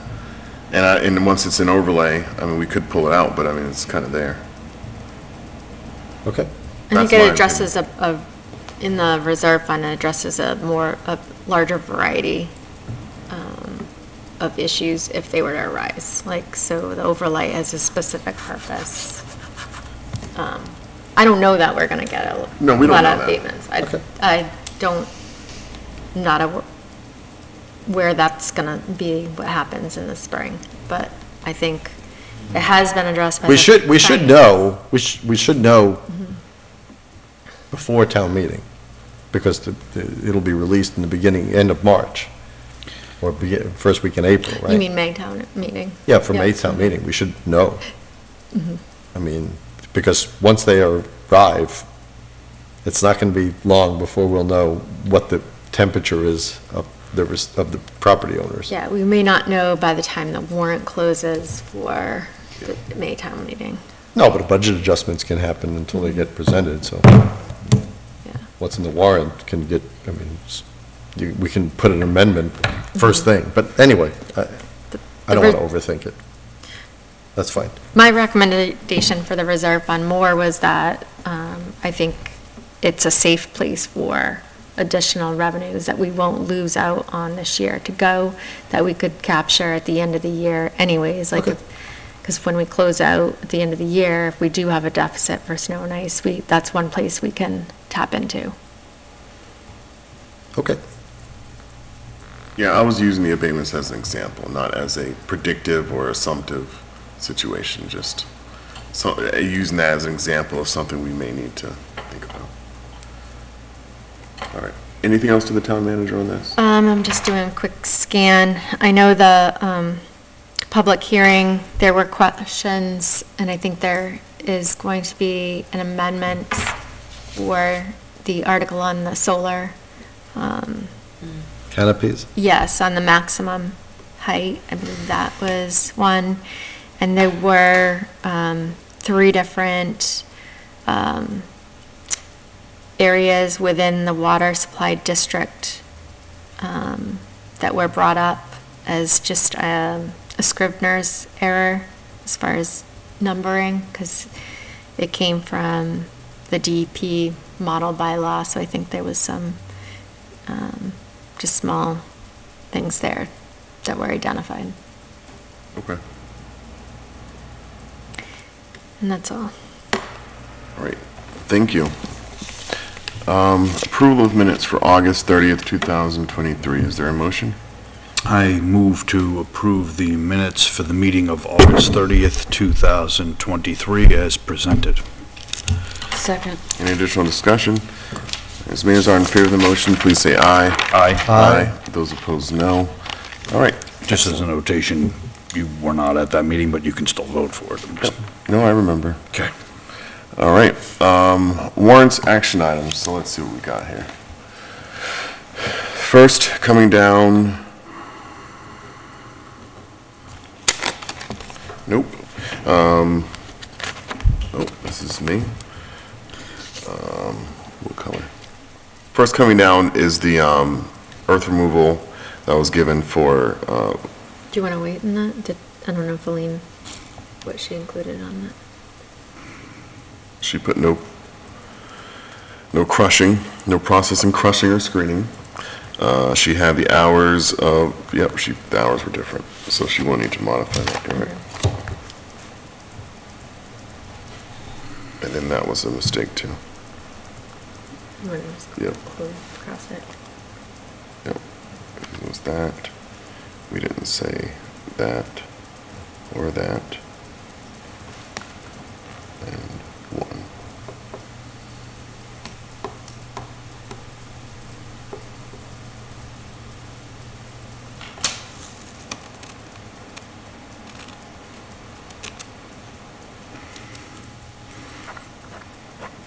And we added in a condition about sight lines.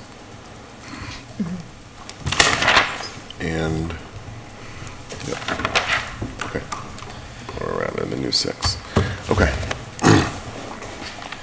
We have a payroll warrant, ooh, new format from the new Munis. All right, we have a payroll warrant in the amount of $698,711.07. We have a payroll warrant in the amount of $1,042,170.83. We have an accounts payable warrant. Do you have more stuff over there? No, that's my stuff. We have another accounts payable warrant in the amount of $792,943.36. 2 action items. Any action items for the town manager this evening? Hearing none. Committee reports. Any committee reports tonight? I have a short one. School committee met last week. The new facilities director, Eric Heavey, started, I think it was October 23rd. And also Jerry Sampson's retirement officially. Oh, wow. She apparently had a clap out and confetti as she left on her final day, so. Wow, she's Congratulations and yeah, enjoy. congratulations, Jerry. A long time employee. Good luck in your retirement. All right. I have the capital planning committee met last night for the first round of department presentations. We heard from the IT department, the fire department, and the police department. We are meeting tomorrow night. We will be hearing from the DPW on their projects. Then later on, our next scheduled meeting will be November 20th. That will be schools presenting. And then facilities will be the last one, which I don't off the top of my head remember, after the 20th, December something. So 27th? I don't remember. Okay. Thank you. Okay, so master plan steering, that the meeting held on November 2nd. That was at Smokestack Roasters. That was a sort of a first large meeting to get the public involved, and there was good turnout there. The consultants had, well, they introduced themselves to the attendees, but they had a 5-by-7 foot model of the town, you know, sort of as a centerpiece, but there were breakouts. So in addition to explaining what the whole process was going to be about, which is going to be take place over about the next 18 to 24 months, there were breakout sessions in which the attendees were broken into 2 groups with certain prompts for discussion, and then to write down their sort of individual sort of not word, I'm losing it. It's like not word association, but just a prompting sentence for, and then each of us individually did the exercise of writing down our thoughts in response to that, such as, what are the 3 most important things to you in Lunenburg? What represents you in Lunenburg? 1 sentence answer. So the idea here was to draw out into the groups initially, into the breakout groups, certain themes, and then a presenter from each of these groups presented the themes that came out of each group. And it was a useful exercise because there was a certain coalescence around 3 or 4 major themes right off the bat, like things that are important, preserving the rural character of the town, et cetera. So these are some early parameters within which the master plan will be framed. So I would recommend, or strongly, it's early in the process, so I would strongly encourage members of the public to look out for and attend these meetings to have a voice in the process. The dedicated site for the is planlunenburg.org. I believe it's .org. Am I correct on that? I said that. I just tried. Yeah. Actually, it's on our website. Plan Lunenburg? It's either planlunenburg.com or .org. It's .org. It's .org, okay. Yeah, planlunenburg.org. Thank you. Okay. Thanks. All right. Hope that made sense. Municipal Building Design Committee is scheduled to meet tomorrow. We were initially planning to meet yesterday, but we ran into an issue where when we went to go pull the Zoom link, there had already been 3 meetings, or already 3 meetings scheduled, and that's our max. So I know the town manager is looking into increasing the amount of meetings that our account can handle at once. So that way we can, looking at the calendar, there's a couple of Mondays that it looks like we have 4 or 5 meetings happening at once, and a couple of days of the week as well. So we'll meet tomorrow. It's going to be, we're going over our presentation for town meeting primarily, and then procurement. Finance Appointing Committee met today, earlier today at 6:15. We appointed Dave Passios to the Finance Committee. Let's see, I attended last week the Destination Groton meeting, and I know I'd preface that with the board. It was a very good meeting at the Groton Inn.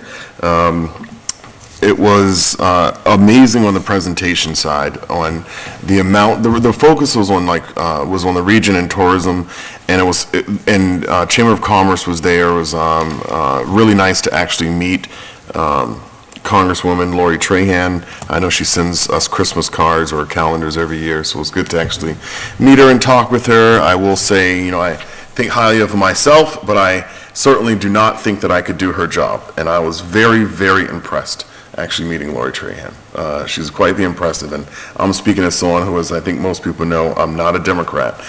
So I was really impressed by by Lori Trahan and actually meeting her and just the vision that she kind of laid out and the work that she's doing in divided government. What came out of that meeting, though, was really highlighting how tourism, and really they had numbers to back it up with how much money is being generated in this region from tourism dollars, and how important it is to coordinate across communities to, as we come up with the steering committee, our master plan, that we do it in unison with other towns, that we don't think of this as an isolated silo experience for us, but that we think of it in terms of what is the region doing and how do we become better regional partners. And it's hundreds of millions of dollars that seem to be falling into this part of the state, and a lot of them are because there's a lot of urban areas now that are commutable to here within an hour, and it was highlighted about how the music center at Groton Hill, the Groton Hill Music Center, how that is seen in this area as an apex destination, some of the top talent they've been able to attract. And I know that's something that they really focused on us capitalizing on, is if you think about someone, and they mentioned that people are booking tickets from as far away as Texas, and that their average customer, they said, is traveling, I want to say they said, 230 miles. Who said this? For the Groton Hill Music Hall. That the average customer, I think that they said 230 miles. They could have said 130. But, and so one of the things that they mentioned was, how do we position ourselves as a region so that way there's destinations. Someone's traveling, 200 miles to come here, they're going to be here for a day. And so what else can they do in that day? What can they do in the region? Where can they go? And for us to kind of have that thought process and lean into our strengths, we have, as underneath Representative Scarsdale, she's pulled together kind of a regional economic development team, in which I've been invited to be a part of. I do want to extend that invitation to Josie, so that way Josie is directly a part of it, leading the steering committee. I think it's just a lot of good information, and it's representation from the surrounding communities, mostly members of the select board, like one, or kind of a critical, member of a community. So it is a good thing, I think, as Josie, who is extraordinarily impressive, I think it would be a good thing for her to be a part of it too. And then, that's all I got. Upcoming meeting schedule. We have next week, we have, I'm getting tired. I'm getting tired. Next week, we have special town meeting at the middle school, high school auditorium. We are not meeting on the 21st, and then we will be meeting on the 28th. And I know that the meeting on the 28th is pretty focused around reading and reviewing or receiving reports from appointed boards and committees, the annual kind of report. And I know that part of the vision there was that as the town manager develops a budget in the month of December and January, that we want to really make sure we're capturing requests that are coming from boards and committees on things that can make them more effective, and then seeing how best we can be supportive in different ways. But I know that had to do with why I proposed November as the timing in that. I am likely going to be remote for that meeting. Okay, for the 28th? For the 28th, yes. All right. And I also want to just let the board know that it's really far out. I will not be at annual town meeting in the spring. So when I made my tickets to go to Formula One in Miami, I did not realize it was the same weekend as town meeting. So, and I'm definitely going to be at Formula One that weekend. So, all right. Any public comments this evening from the town manager? The one comment I do have relates to a comment that was made at the planning board public hearing on the 30th. It was made by a member of the planning board that insinuated that one of the articles on town meeting was put forth in the wording used. I can't recall exactly what the statement was, but it was indicated or insinuated that it was underhanded in nature of putting this forward. Which article? The water supply district. Zoning, water supply district. Water supply article. And personally, I take offense to that. I don't know if the insinuation was towards me, if it was towards the previous land director, staff who it was aimed at, but it's completely false. I can tell you personally, like, my motives are for the best interests of the town. I had no connection to that article, putting that forth. That came from the planning board as an article, so it's ironic that the comment was made by a planning board member for a planning board article. But words are damaging, and damaging to the reputations of staff. We've had this conversation previously. I just think it's important to state it. Mr. Chair? Yes. If I may, I will concur. I saw the recording of the meeting, and when that part of the meeting occurred, I was really struck that a member of the board who's putting the article forward officially would take that stance, and I will note that the chair, as did the town manager, certainly pushed back and took exception to the fact that we would say that it would be said that the article was, again, insinuated it was underhanded or something that they were trying to pass something by the people that they rejected last time. Sneaky. That was the Yeah, I don't know what the exact word was, but you can see it in the recording. But the intent of the statement was clear, is that that the planning board and the position of the article were not being forthcoming, and were not done in an overt and transparent manner, which of course they are. And so I just want to concur with the town manager's comment, because I felt the same way when I saw it. All right. This was the last planning board meeting? It was their public hearing. It's a public hearing. Oh, the public hearing. October 30th. Last Monday, I believe. Okay. Yes. Any other comments, Heather? No. Any public comments from the public? Oh. Seeing none, any public comments from the board? I have two. One is, I think it's great. We had 4 appointments tonight. I feel like we're starting to make some, instead of 1 step forward, 2 steps back, I feel like we're moving along and chipping away at the list of openings. So that's nice to see. And then my other comment is with Veterans Day coming up this weekend, I just want to thank all of those who have served, those who are serving now, thank them for their service. Thank you. Ditto. Thank you. I should say you're welcome. Thank you. Mr. Alonso. I have none. I also have none. I'll make my comments to you guys privately, but I want to thank you guys as fellow board members. I know that, certainly as we looked at tonight's meeting, I don't think that we expected a lengthy conversation with Village at Flat Hill, but not that lengthy, because this is not the target time for these meetings. So I do want to thank the board for toughing out tonight, and I know I'm a little slow here because I'm just getting exhausted. All right, we have an executive session this evening. I move to enter into executive session and to adjourn the meeting from executive session pursuant to Mass General Law, Chapter 30A, Section 21A, Subsection 2, to construct strategy sessions in preparation for negotiations with non-union personnel, and subsection 3, to discuss strategy with respect to collective bargaining if an open meeting may have a detrimental effect on the bargaining position of the public body, and I, as chair, so declare, which I do. Second. All right, we're going to do a roll call vote. Any additional discussion on the motion? Roll call vote, Selectman Imke? Aye. Selectman, Alonso? Aye. Selectman Franco? Aye. And an aye for myself, Selectman Jeffries.